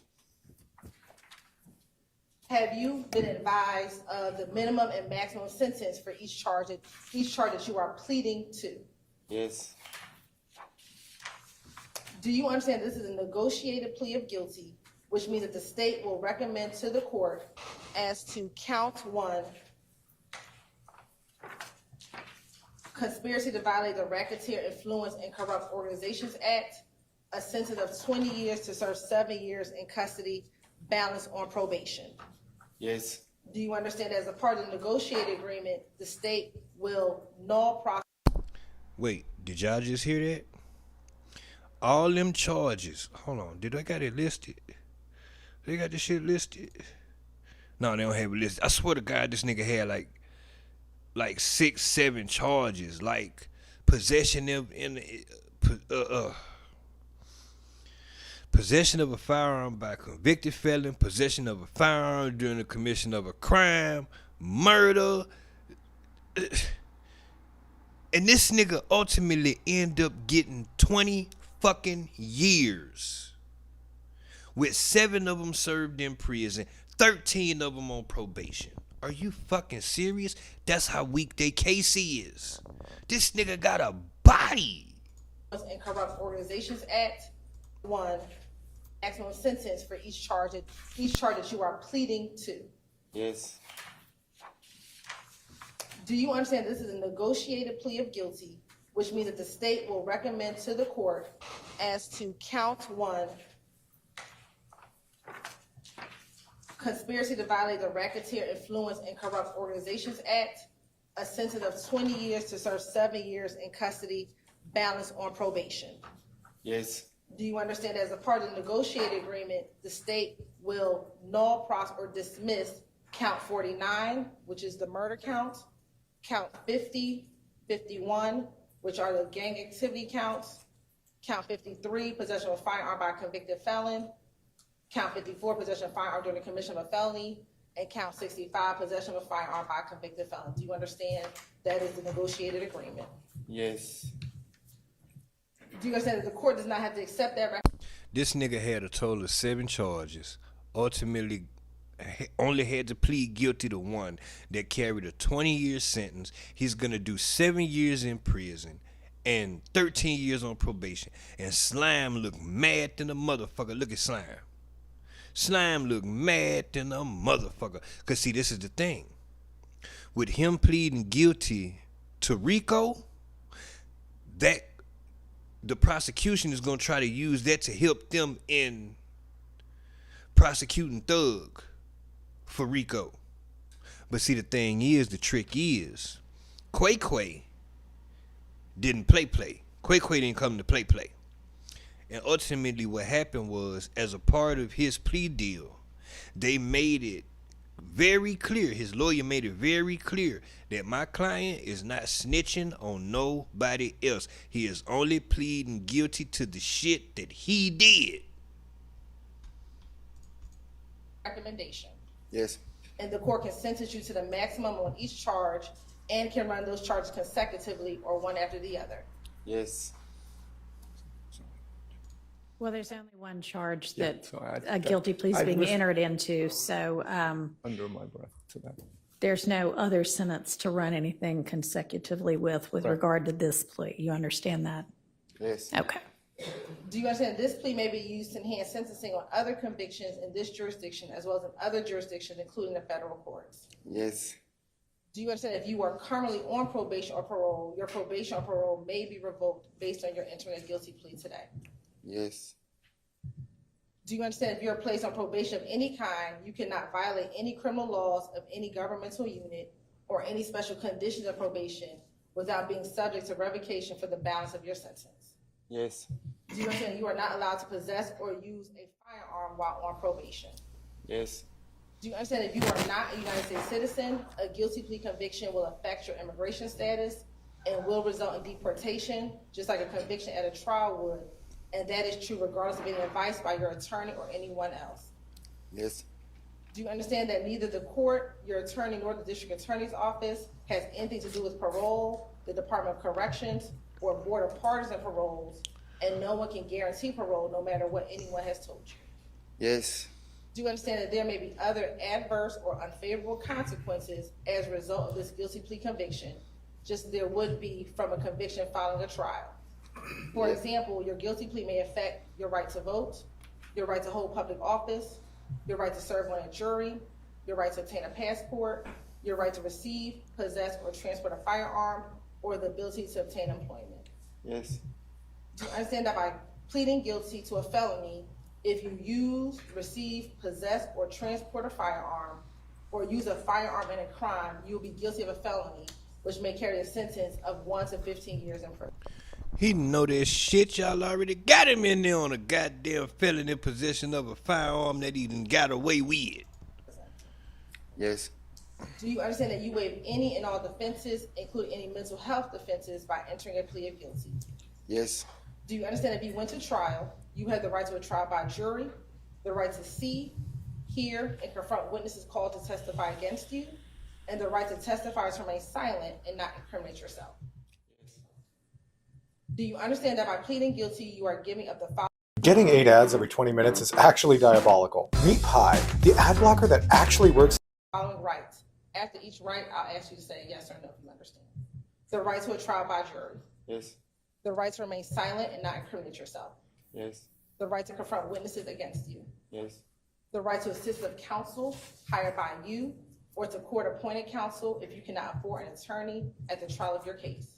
Yes. The right to the presumption of innocence. Yes. The right to testify on your own behalf and to present other evidence. Yes. The right to subpoena witnesses and compel the production of evidence. Yes. The right to have the charges against you proved beyond a reasonable doubt. Yes. The right to appeal if convicted of these charges after a trial. Yes. Has anyone forced, threatened, or promised you anything to get you to enter a guilty plea? No. Is it your decision to waive these rights and enter a guilty plea because you're in fact guilty? Yes. With respect to indictment 22 SC 183572, how do you plead to count 1, conspiracy to violate the Racketeer, Influence, and Corrupt Organizations Act? Guilty. Is this guilty plea freely and voluntarily given with a full knowledge of the charges against you? Yes. Do you understand that you have only a limited right to appeal this guilty plea conviction?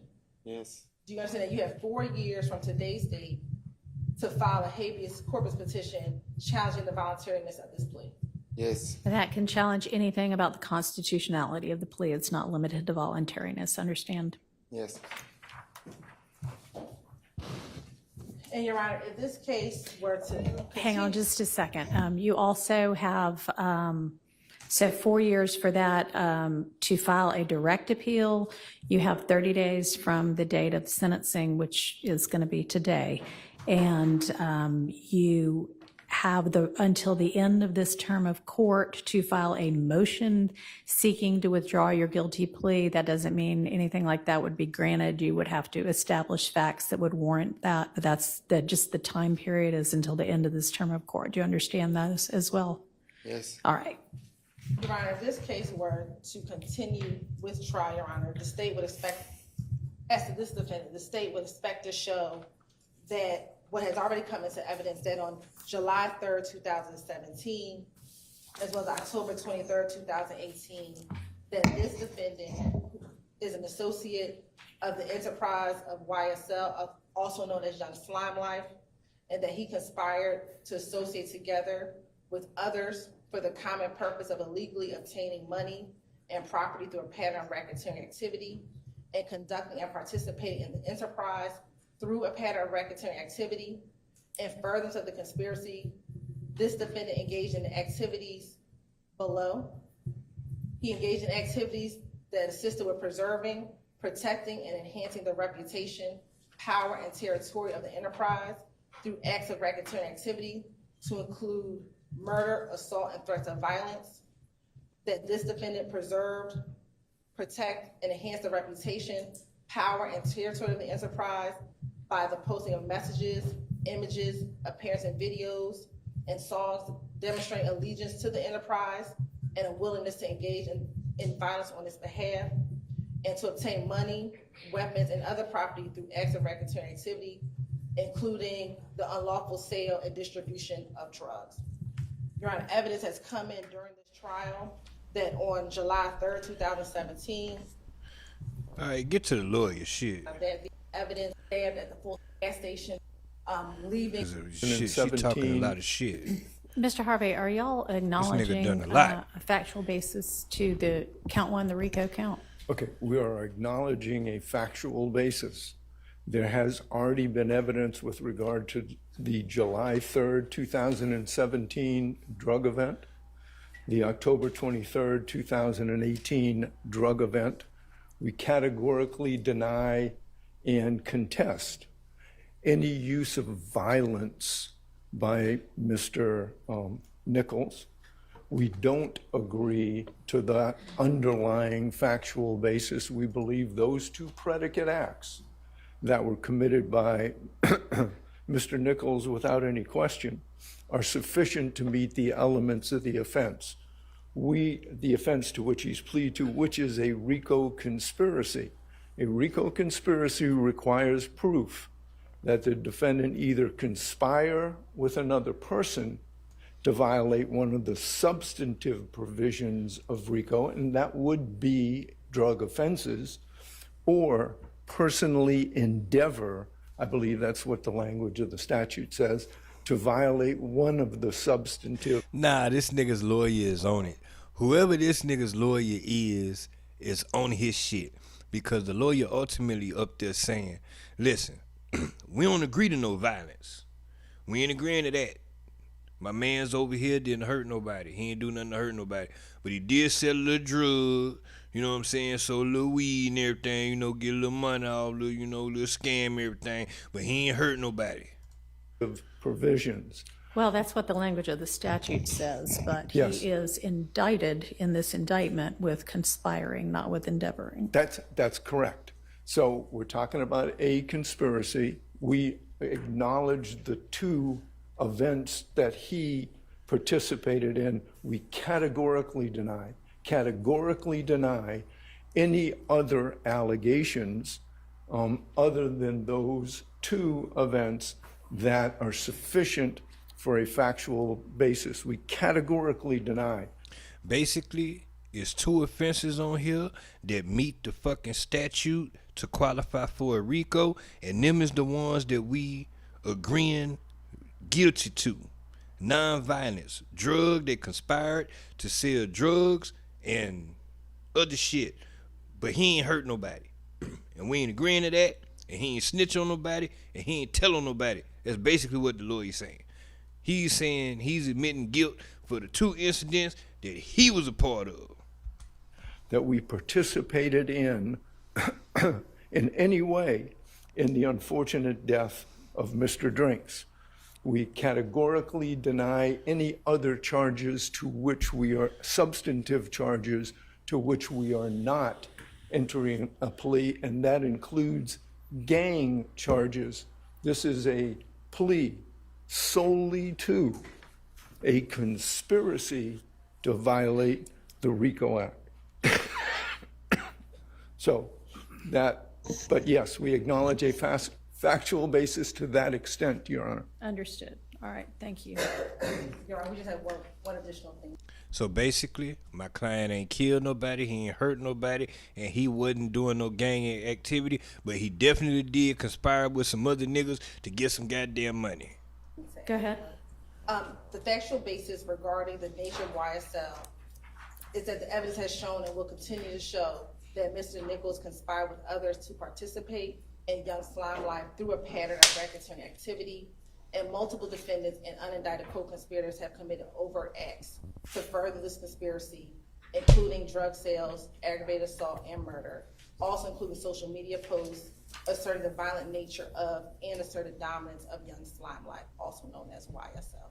And that concludes our factual basis. And again, once again, we categorically deny those representations. And again, the only thing that is necessary to meet the factual evidence of a 1614-4C is proof that the defendant conspired. So ultimately, what happened here was the nigga took a plea deal. The nigga had like 5, 6, 7 charges, one including murder. And this nigga, somebody is looking down on this nigga because ultimately, because you know murder is life. I don't give a fuck where you at. Murder is life. So that was one of the things he was indicted on. The case, they fucking up so bad that they just gotta get a win. Dasani finally gotta get a win out of this because they're spending millions of dollars of taxpayers' money to do this shit, especially with Thug trial in particular. So that's why they giving this guy a plea, because it costs a lot of money to go to trial. That shit is expensive. That's why if you hear situations about the police, hell, it happened to Tory Lanez. They offered Tory Lanez a goddamn plea deal of like 2 years. He turned it down. He made him take it to trial. Shit costs a lot of money. Taxpayers, they need people for jurors and shit. It's a hassle. They got to do jury selection and all that. So if your ass come up guilty, they gonna throw the book at you for making us go through all this bullshit. And if you take it to trial and you know you guilty, and they know for sure you guilty, and you know you guilty, and you make them do a whole fucking trial anyway just to prove you guilty, oh yeah, they gonna throw your ass up under the motherfucking jail. So what they did for this nigga, he got lucky. All them goddamn charges they threw out, and he ultimately pleaded guilty to one, which is RICO, racketeering. That's the criminal organization shit. Now the thing about racketeering is several other charges can fall under racketeering. Like it could be multiple charges. You understand what I'm saying? So that's why the lawyer was saying we agreed to guilt to 2 of these charges because it could be multiple charges because it's continuing criminal organization. You know what I mean? And so that would mean you continue to commit crimes, so it'd be multiple crimes and the shit. So anyway, at first thought I was like, damn, 13 years probation is a long motherfucking time. But now that I'm like really listening to this shit and paying attention, with all them different charges he was charged with, and really fuck the rest of them charges, even though they bad and they carry a lot of time, the murder was the worst one. Shit, if you don't get found guilty of none of them except for the one, your ass out of here.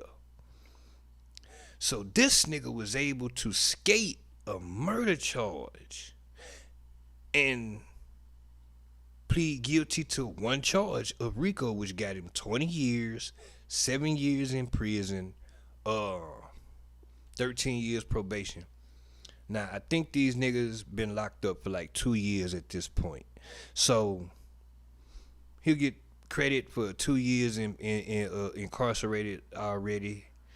So, out of 7, that's 5. I don't know how much of your time you got to serve in Georgia.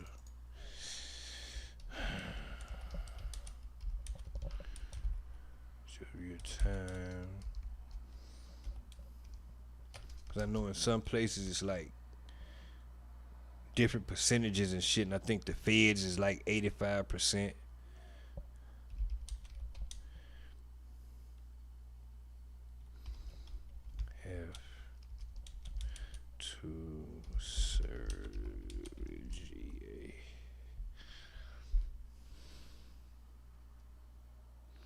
Whether you're eligible for parole, mandatory minimum. I don't want to know the mandatory minimum. I want to know. For example, in Georgia courts, often sentencing defendants to split sentences for more serious crimes and repeat offenders. For example, a defendant might be sentenced to 20 years in prison with 10 years to serve in jail and 10 years of probation. Okay.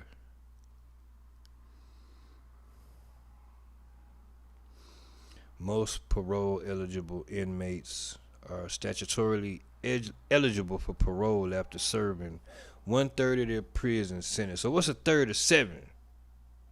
3? Nah.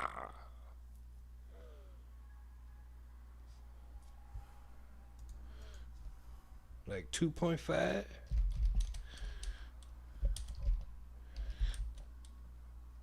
Or would the third be taken off the 20? I think the third would be taken off the 20.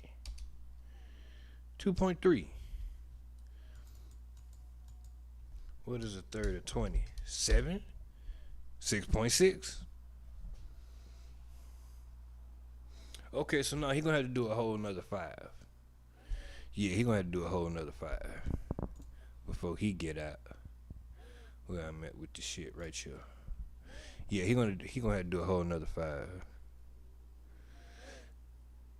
But that probation shit, that probation thing is sticky, man. I feel like personally, because these motherfuckers, they've been giving out YSL trial probations.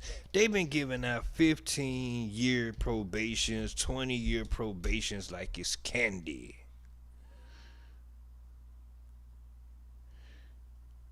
"11 days ago, Young Thug judge sends YSL member Monk Tunk back to prison after probation." What the fuck? That's just what I was finna talk about. The fact that this motherfucker shit is a setup to send these niggas back to prison. Yeah, we'll let you out now.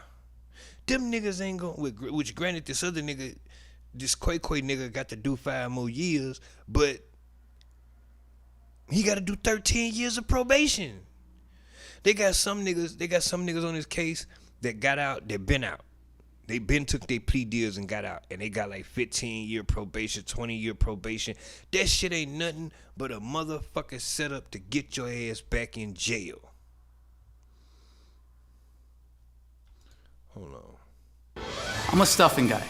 The stuffing is... I ain't finna put on a goddamn 30-minute video. Let me see what's happening.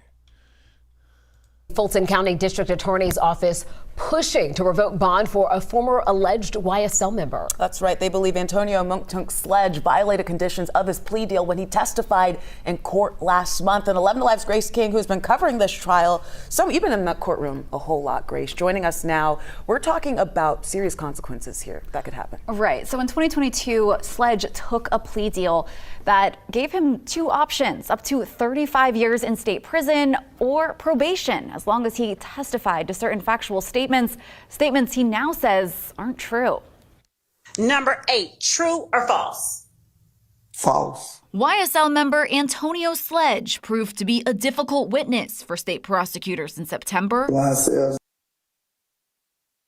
I need to know how much probation this nigga got, because he was facing up to 35. Wait, so his option was 35 years in prison or probation. How much time probation? Because I think this might have been one of them 15-year niggas, and this got me rethinking my whole probation mentality. I'm gonna tell y'all in a minute. That's not a game. A month later, the state is now asking Judge Paige Whitaker to reconsider Sledge's bond. The crime that was committed, I don't think it was to do nothing with YSL, to boost the credibility of the street. There was none of that. Prosecutors say Sledge's testimony violates the 2020 plea deal, where he acknowledged 16 different statements were factual. I probably didn't understand it. One says Sledge personally knew that one or more YSL associates committed the murder of Donovan Thomas Jr. on behalf of YSL. Another says Young Thug gave Sledge and other associates cash money to lay low after the murder. Prosecutors thought those statements would help build their RICO case against the rapper Young Thug.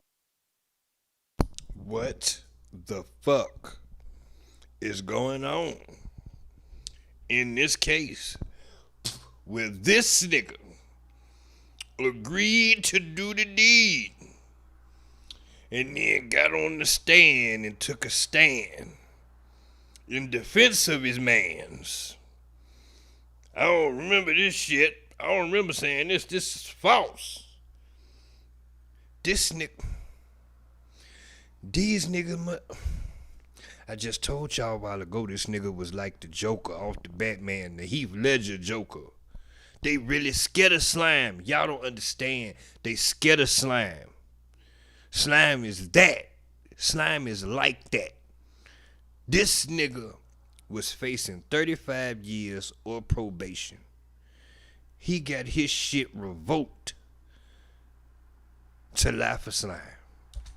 And several others until Sledge walked them back. This agreement, I never stated any of this stuff in this document to you or anybody else. Now,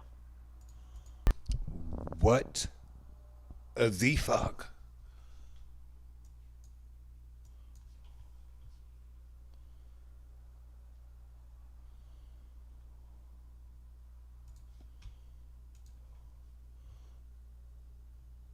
What the fuck they did to Mookin Tookin?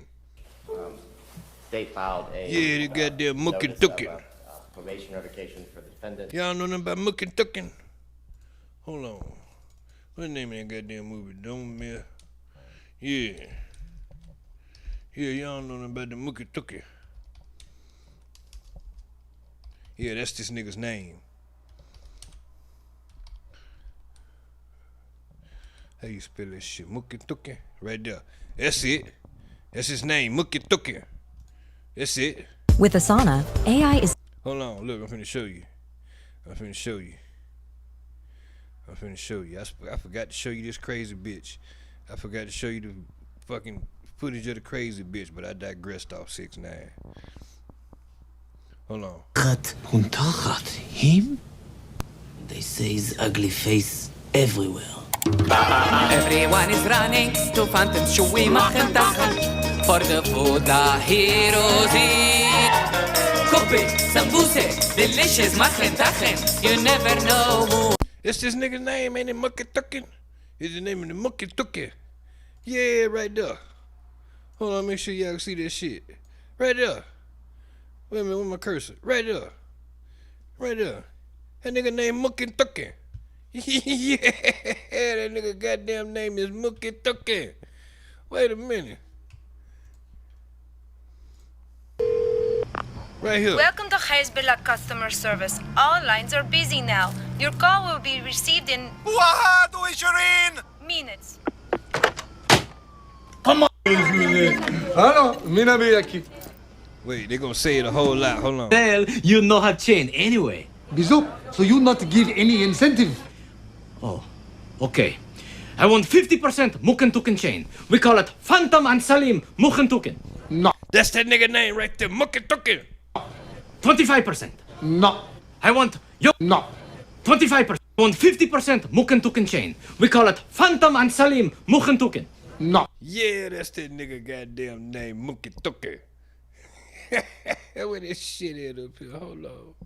I got to see this shit now. I wouldn't even talk about this. Wait a minute. This the most played part. Did they wheel this nigga out the court? They did.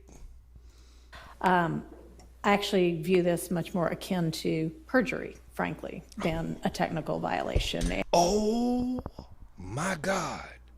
No, the judge didn't say perjury. Wait a minute. Wait a minute. Perjury, Georgia.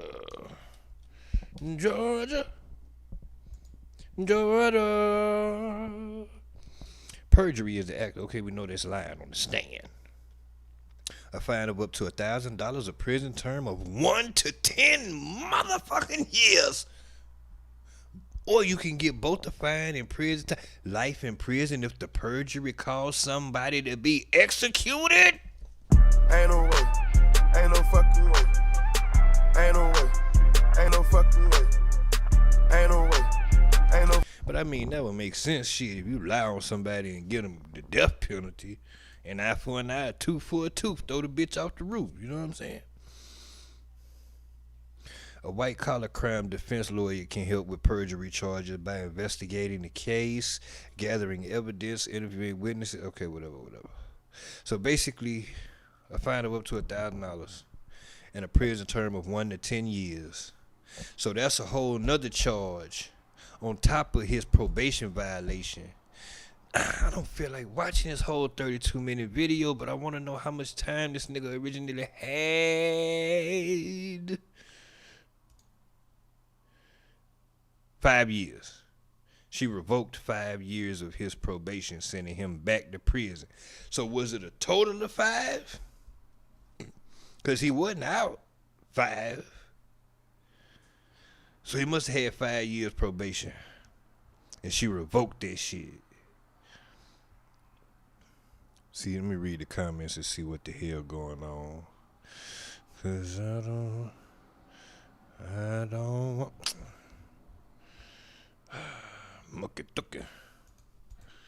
don't I think I'm still on Zoom.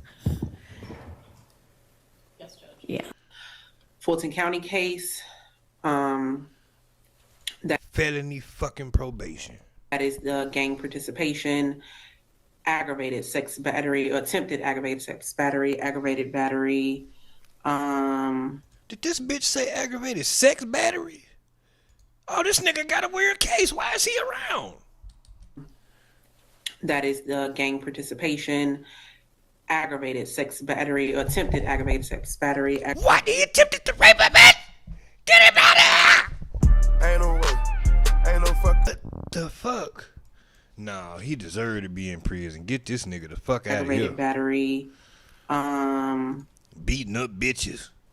Aggravated assault. Criminal damage first degree. Oh, so you beating up bitches and breaking up this shit. Damage second degree and possession with a firearm by a convicted felon. That was. And you a felon with a gun. January 10th, 2018. All right, so given the fact that he had at that point a possession of a firearm by a convicted felon. This nigga on probation for all, he can't have no fucking. I know this nigga does not have well, I take that back, because Quay got a possession of a firearm by a convicted felon, and they threw that shit out, but he got a RICO in exchange for that. Felon, is that but ain't no way this nigga had a motherfucking felon in possession of a firearm and he got 5 years probation, unless he had an immaculate record before this shit. Okay, that at least one of those first offenders was not successfully completed? First offender. Aggravated sex battery, attempted aggravated sex battery, aggravated shit, battery. I did not mean to rewind it back that far. Every time I hear that shit, it just bothers me. Criminal damage first degree, criminal damage second degree, and possession with the firearm by a convicted felon. That was January 10th, 2018. All right, so given the fact that he had at that point a possession of a firearm by a convicted felon, does that indicate that at least one of those first offenders was not successfully completed? One Or moment. are we missing a felony? One moment. This black bitch kind of cute. She got dreads and shit. I see you. Dread head, babe.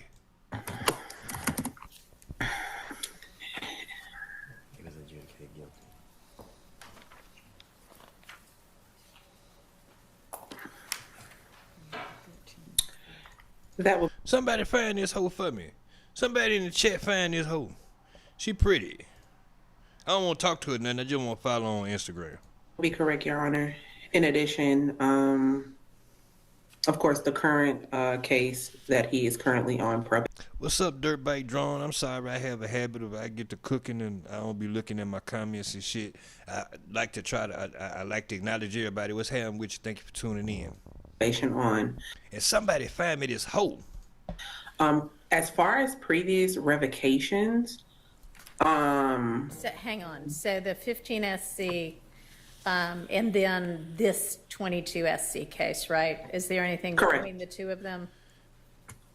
There's nothing in between the two of them, no. Okay.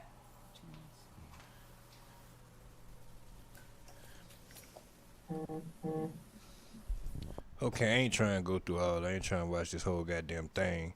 I really just wanted to see the nigga get wheeled out of court, but I wanted to see what his original fucking probation was, and it seems to me that it had been 5 years. But either way, the judge sent his ass away for 5 motherfucking years. And we gonna get to that, 'cause she on this motherfucking ass. The sentence for perjury. 'Cause about that goddamn line in the courtroom. And let's be clear. In case y'all watch some of my stream, I know I be talking shit about these niggas and shit. I'm not for the other side. If you know what I'm talking about. I just don't like cause it's better ways. You don't have to do this. I know, because I used to do this. Not to the extent of them niggas, but I was in the street too, and then I started stripping. I became a stripper. That was my way out. You know what I'm saying? But shit, in my older years, I started working. I literally, when I got back on the job market, I hadn't had a job in I don't know how many fucking years, okay? When I got back, like, on the job market for real, when I was like, nah, I need a fucking job. And it's funny because once I got a job, stripping became fun because I wasn't dependent on stripping by itself just to make my money. Because male stripping and female stripping is different. They make way more money than us. You cannot compare the two. So when I got back in the workforce in 2014, God damn it. In 2014, my first job was paying like $7.50 an hour, a fucking general warehouse job. I ain't gonna tell y'all what I make now, but it's a whole lot fucking more than I did back then. You understand what I'm saying? So don't tell me. Now, I know different states is different, but in my state, we have temp services. And these motherfuckers hiring every goddamn day. These niggas don't want to work. They want to do this shit. Because it's easy money, it's quick money, it's fast. I get it. I want to do it. I want to do it. You don't think I want to sell a little weed something? You don't think I want to sell a little something on the side? You think Unc don't want to get that money? You think Unc don't want to pimp a bitch? Oh yeah, because it's pimping. I got that in my background too. You think I don't want to get back out here? But I know what it come with. Prison. Motherfucking Quay just got 20 years. And then, you become a convicted felon, you can't legally own a fucking gun no more. I'm not gonna talk. I'm gonna let the white lady talk about this nigga lying. A failure to abide by any of the terms would constitute a violation of the agreement, and he was notified that the entirety of his probation could be revoked. I do appreciate the fact that this particular violation is a non-violent violation. But I also appreciate the fact that some of the many why this could have occurred include the fact that there is just not a proper regard for the judicial system and the seriousness with which an oath in court needs to be taken. I actually view this much more akin to perjury, frankly, than a technical violation. And the sentence for perjury is up to 10 years. I am going to revoke 5 years of Mr. Sledge's probation. And Mr. Sledge, I am sympathetic to the fact that you have generally stayed out of trouble, and I want to commend you for that. And I really hope that this revocation doesn't set you back. But we've got to take seriously the court system. So that's the sentence of the court. I find there to have been that violation. I'm revoking 5 years. And he will be continued on probation, Your Honor? And reinstate the balance. Thank you. Might I ask, is it possible for my client to turn himself in to make arrangements? I think y'all knew when you came in here that this was a strong possibility. Get him the fuck out of here. I'm sorry. Get his funny looking ass the fuck out of here, square head motherfucker. All right, court is adjourned. Get his square head, long chin ass the fuck up out of here. Got your ass up there and lied on the stand because you don't want to be no rat. Good seeing you, Judge Whitaker. Yes, thank you. Good to see you. All right. What was this nigga's original shit? We would ask revocation punishment. Okay, well. Allowed this plea to. I'm trying to see what this nigga's original shit was, because she revoked 5 years, which means she, like, I'm trying to understand what's happening. I know nigga going to prison right now, but so, like, they took that 5 years away from his probation, and now that 5 years got to be served in prison? That would be 27 years, 7 months, and 8 days. All right. Wait, what? Wait a minute, hold on. I got to go Be back. the full steward of deciding what the penalty should be as it relates to all of the time that Mr. Sledge still has remaining on probation. All right, well, I know that at least, I believe in the petition for revocation, the request is that the entire 30 years be revoked, is that right? It's not the request. Or is, oh, you're just telling me that's what he has at this point, although it can't be. This nigga signed up for 30 years of probation. What? Ain't no way, ain't no fucking way. Ain't no way, ain't no fucking way. Ain't no way. I mean, I guess 30 years of probation is better than 35 years in prison, right? God damn. God damn. That shit fucked me up so bad I lost where I was at. All of it, right? I mean, he's been on probation for at least a couple of years, and did he serve it? What's left? He just started on December 8th of 2023. I think he got credit for the time. I think he was in for 2 years, so he would have 26 and change or 25 and change. I'm sorry, correct, 22. My bad. The exact number.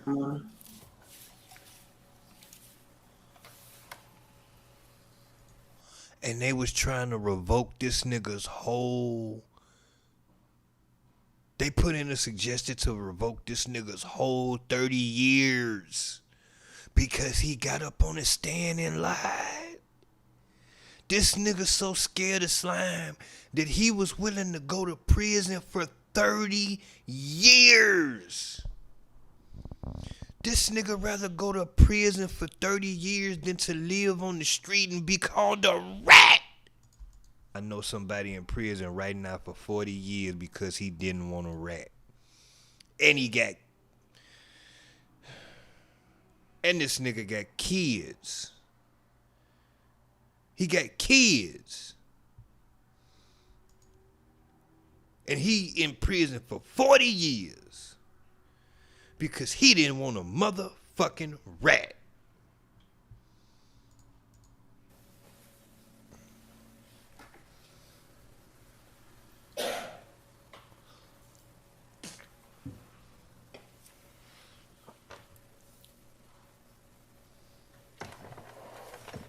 Right now what they doing is they calculating the exact time of how much time he got left on his sentence. Because he was in jail for like a couple years, and then he got his plea deal, and he started his probation in 2023. And so right now they trying to calculate how much time he would have left on his probation.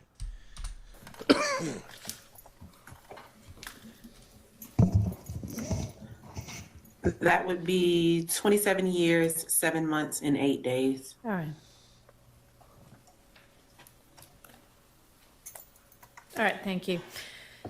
Anything else from either side? No, Your Honor, nothing further from the state. Your Honor, if it'll please the court, I understand the court's ruling that there.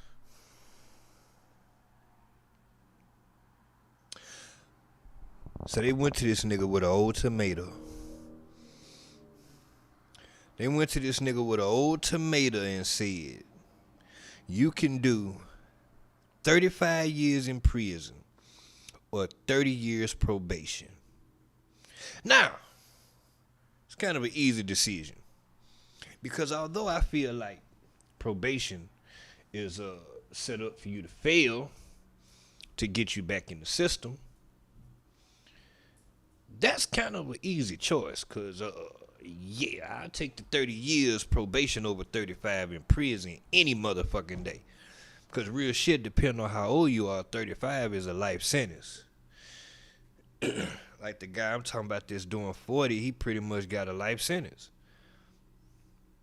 Fuck is these people outside? What is they doing? Fuck is they doing? Need to get it together. Let me see something. How much of your time do you have to serve in Louisiana?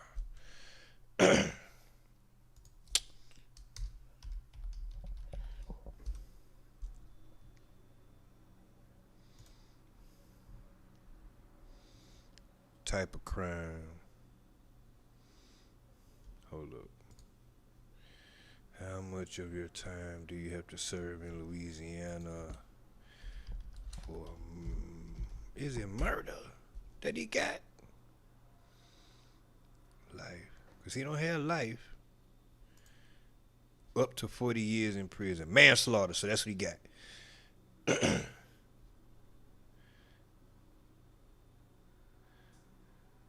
So he got manslaughter.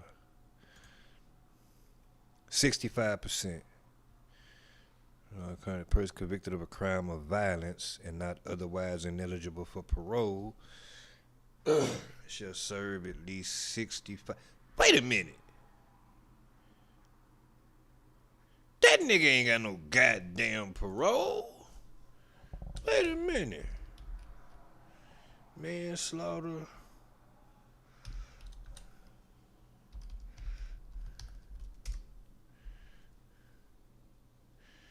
Man, he depended up to 40 years in prison with hard labor. However, the victim was under 10, which ain't the case. The sentence is a minimum of 10 and maximum of 50. No possibility of probation or suspension. Yeah, so he got to do the whole 40. That's a life sentence. For not more than 40 years.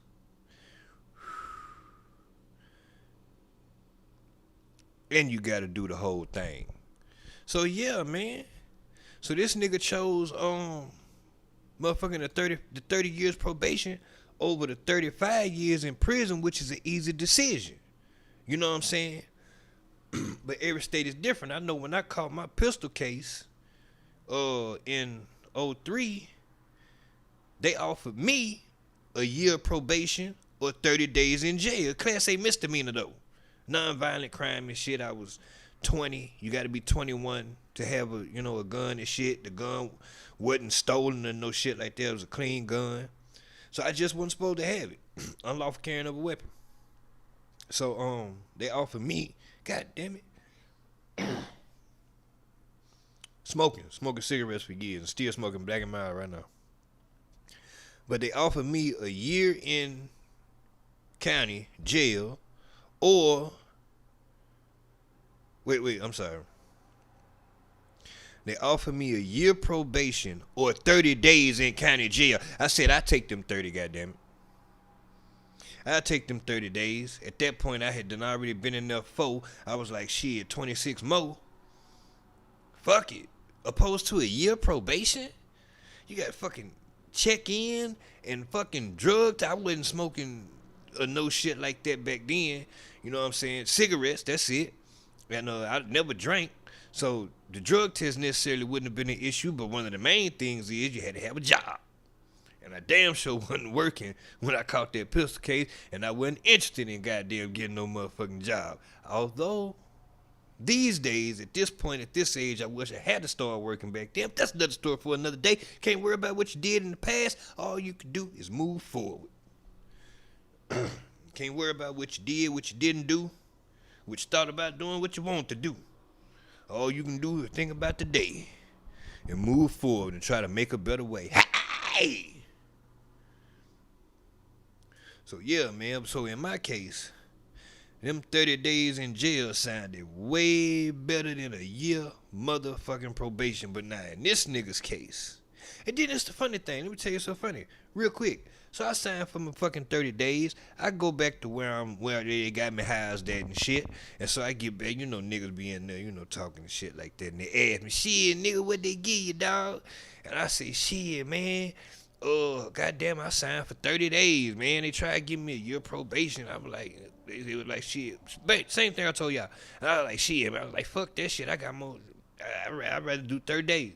So I'm like, shit, I'm finna take a nap. I go lay down, go to sleep. And of course, when you sleep, time passed by fast, so I don't know exactly how long it was. But next thing I know, I hear the motherfuckers calling my name. I go to the gate.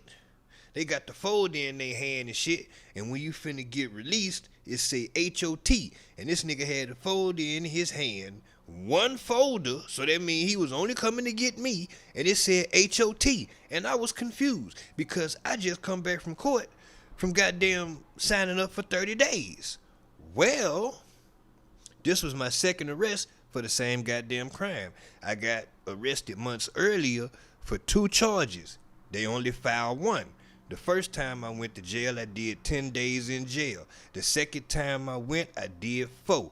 Where I'm at, they do 2 for 1. 1 day equal 2 days. So they gave me my back time for when I was in there a few months earlier. So shit, pretty much, when I signed for that motherfucking 30 days, I ultimately signed for time served. And I literally got out the same day. Free and clear. Case was over. Imagine if I had signed up for that fucking year probation. Cause I couldn't deal with the 30 goddamn days and I had already been in there for. I didn't have no job. I ain't had no drug addiction or no shit like that. I was a young nigga. Hell, I was 19. No, 20. I was 20. Shit, I ain't had nothing better going on. A year probation or 30 days in jail. Shit, give me them 30 days. And I fucked around and end up signing for time served. Because they damn sure didn't tell me that when I went to court. They didn't. My lawyer didn't know. My public defender didn't nobody tell me. So yeah, if you sign for the 30 days, they're gonna credit you your back time for when you was in here some months ago and you did this and it's gonna equal this. So really you'll get out today. Didn't nobody tell me that shit. Luckily me, I'm going a year probation, 30 days in jail. I take the 30. Got out of jail that same goddamn day. Granted, I would have got out of jail that same day if I had took probation, but I would have got out on probation. But now in this nigga case, 35 years in prison compared to 30 years probation, yeah, I take that goddamn probation. It would suck, but shit, you just have to live the rest of your life under a microscope.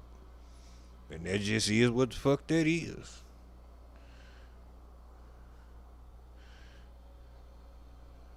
And goddamn Quay, which I covered earlier.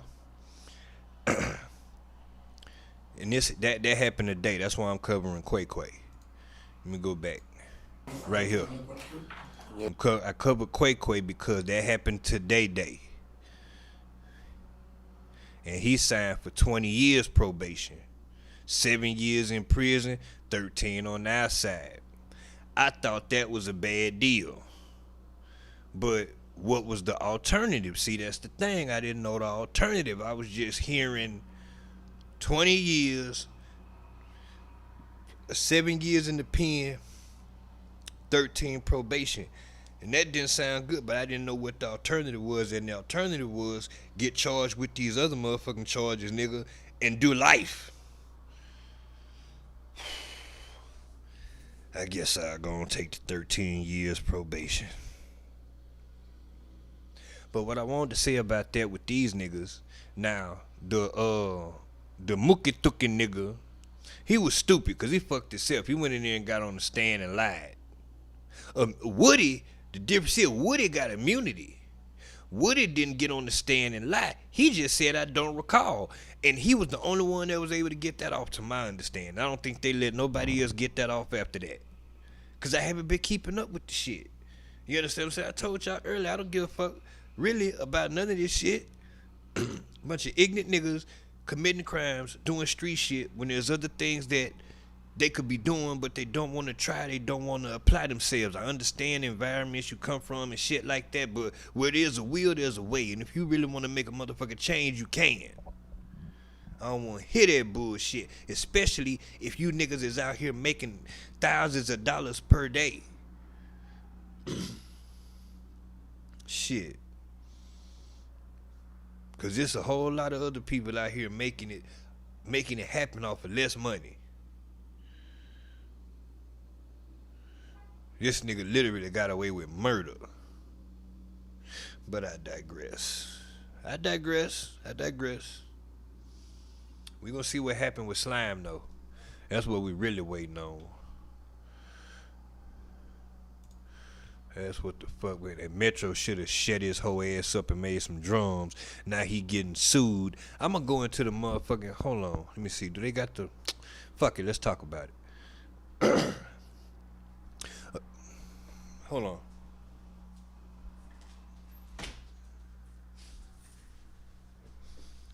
We'll be cutting fucking grass today.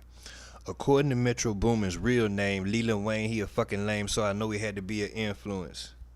Lawyer Lawrence Hinkle II of Sanders Roberts LLP tells TMZ, this is a pure shakedown. These are false accusations.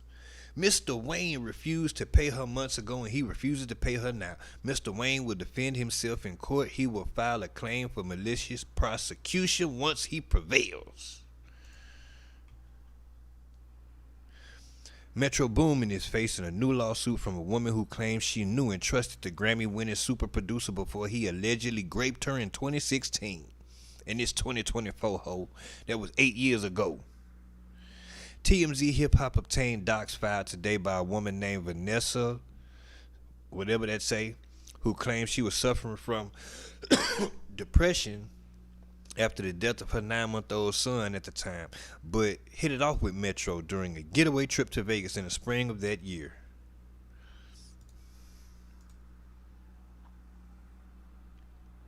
Vanessa claims Metro invited her to his studio to hang back in Los Angeles, where she says she observed Metro abusing codeine, even against the warnings of his friends. Sometime in September 2016, Vanessa says she visited Metro at his studio and took half a Xanax pill and a shot of alcohol to cope with the sadness over her son's passing, weighing heavy on her mind, and claims she soon blacked out on the couch. Well, why would you do that?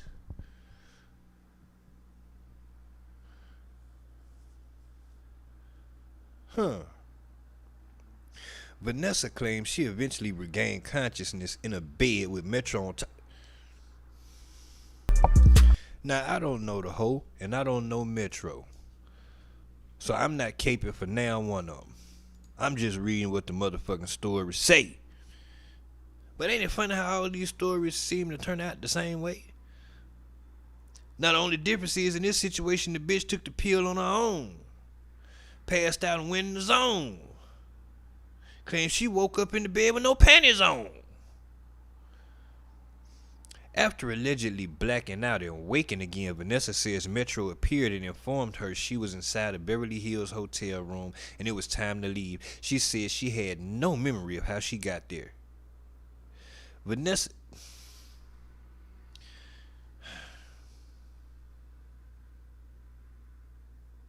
So you want me to believe? Again, I don't know Metro and I don't know this hoe. I ain't caping for nobody. I hope it's not true, but if it is, fuck that nigga. Because as I said earlier, we are not for the crimes against fucking women. I'm not just saying this shit. Look into my motherfucking background. I don't do that. I ain't never took no pussy. I don't beat up no bitches. We don't do that. Now I cuss a bitch out now. Cuss a bitch from the head to the feet. But I won't touch a bitch with my hands and my feet. Or I cuss a bitch out, boy. I fight with my words. That's what I'm talented at. I'm a rapper. What you want me to do? You know what I'm saying? Shit, I get the rhyming on a bitch. Hey, my favorite word is bitch. I can't help it. It ain't that I don't respect women. I say it all the time. People that know me personally know what's up. But if you watch my streams and just listen to me, you might think I hate women, but I promise I don't. I hate these niggas, though. I say that all the time. I hate these niggas. I don't roll with no niggas that roll solo. We ain't gonna get into that because I get off on a tangent. Vanessa said she later learned she would...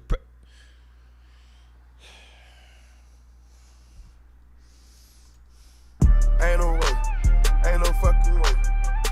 Ain't no way. Ain't no fucking way. Boy, don't Future come in handy. Wait till I get that goddamn soundboard. I'm gonna abuse the fuck out that button. Had to be from Metro because she hadn't had sex with anyone else, and that's what all them hoes say. Now again, if you're watching this, Unc on that ass, I'm talking shit.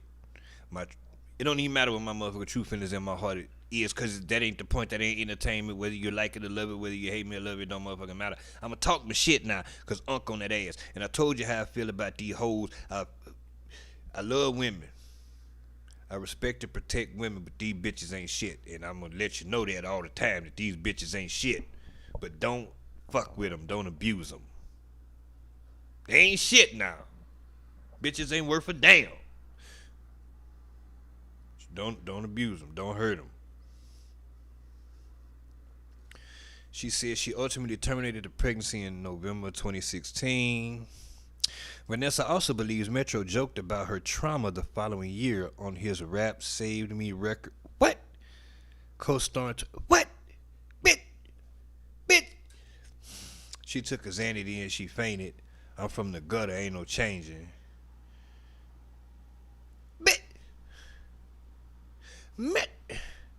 Bitch, Metro don't even rap. See, this album was trash, so I tried. I couldn't with this motherfucking album. I need to hear this. No, not no 418 seconds. But Metro made the beat. So wait. She's currently seeking unspecified damages for mental pain and anguish plus punitive damages. These hoes never call the police. They never call the police. I don't understand that. They never call the motherfucking police. But you think, okay.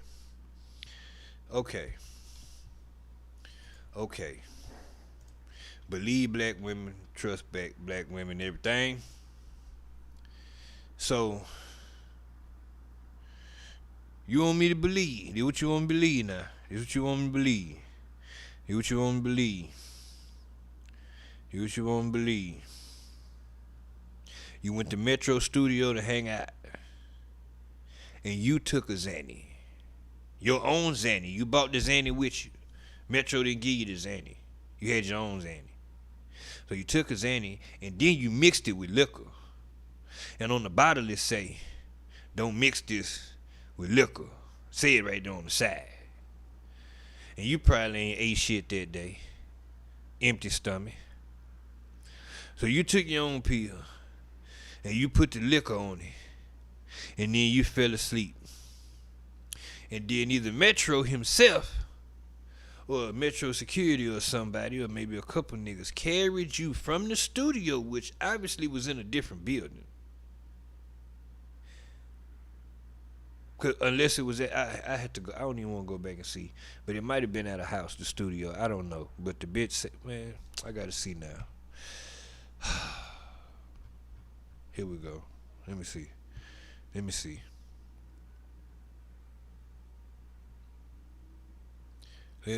Hold on. Visited Metro at his studio.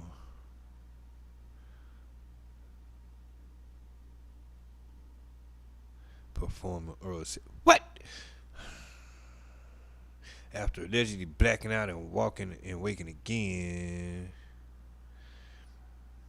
So she popped a pill, she fell asleep, Metro ate her pussy, she woke up with Metro eating her pussy, and then she went back to sleep while Metro was eating her pussy, and then next thing she know, she was in the mansion.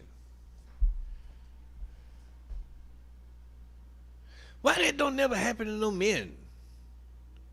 Like with women though, like Why it can't be Young Miami or somebody, one of you hoes, call a nigga to the studio and then he pass out and then he wake up and she sucking his dick and then he pass back out and then wake up at the bitch house and she sucking his dick.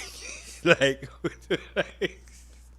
why does this shit only get to happen to women? And I'm not joking about, let's be clear, any real victims. It's not a fucking joke. That's not a joke at all. Let's be clear. Let's be clear. Unc ain't with that. That shit is not funny. You know what I'm saying? I'm real big on these niggas having these motherfucking weird cases. Why the fuck are they around?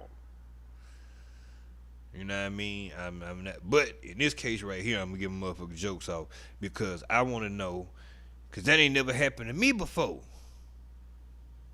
Which, granted, don't no bitch need to start sucking my dick while I'm asleep because I be having to pee. And that would be very uncomfortable to wake up with that and going on and you gotta pee and that hurt. Shit.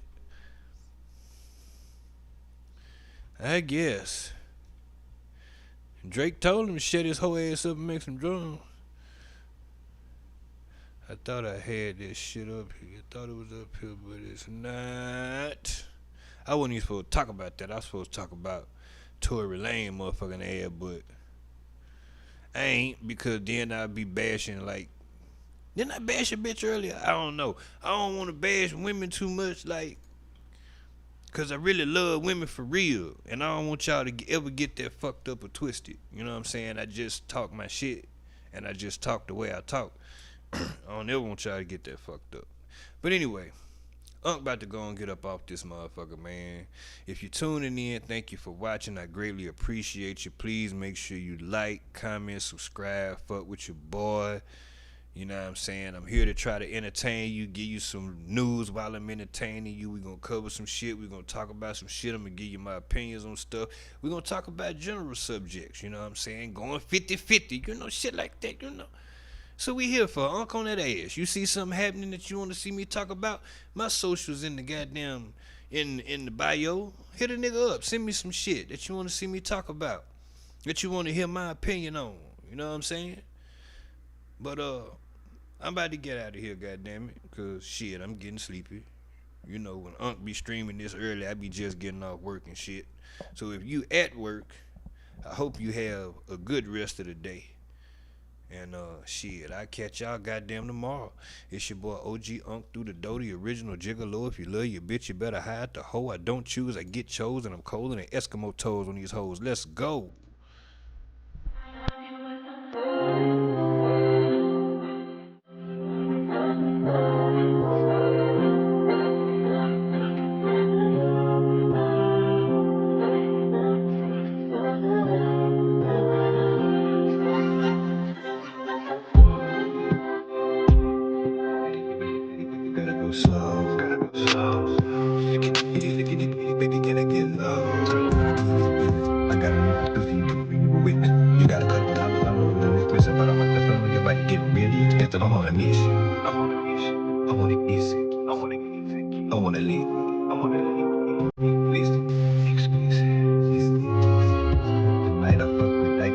Ashamed to say, she talk like that, but you think you can't deny. 3 times a day, I lie. I'm only club, unless I'm on a honey pack, then I'm good as new. As soon as you pass with them hipsters, I'm forget. I thought I wanna see that pussy. Yes, I wanna see that pussy. Them good for those who don't do it for you. So you should do a thing with two for just you. Nobody gotta know about the things we do. Now let's go. Give it the daddy, but you gotta go slow. Gotta go slow. Licking the kitty, licking the kitty, baby, can I get love? I got a two witness, you gotta.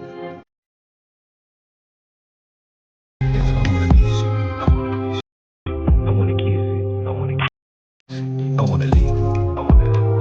Explicit. Just listen. Change your tone, hit my phone. I know you had a stressful day. This time, you don't have to pay my link right here and let me lick your pain away. Ashamed to say what you really feeling is wrong. You feeling alone. You feeling that the feeling is gone. You never be home. You never be on. You just wrong. You don't understand when you not getting along, but that's cool. You ain't gotta think about It's false every single time you leave the house. You need time to get something, let the demon out. You need time to get something, let the creaming out. Now let's go. Give it the petty, but you gotta go slow. Gotta go slow. Licking the kitty, make it gonna get low. You get business, I got a message to you. Witness, you gotta go.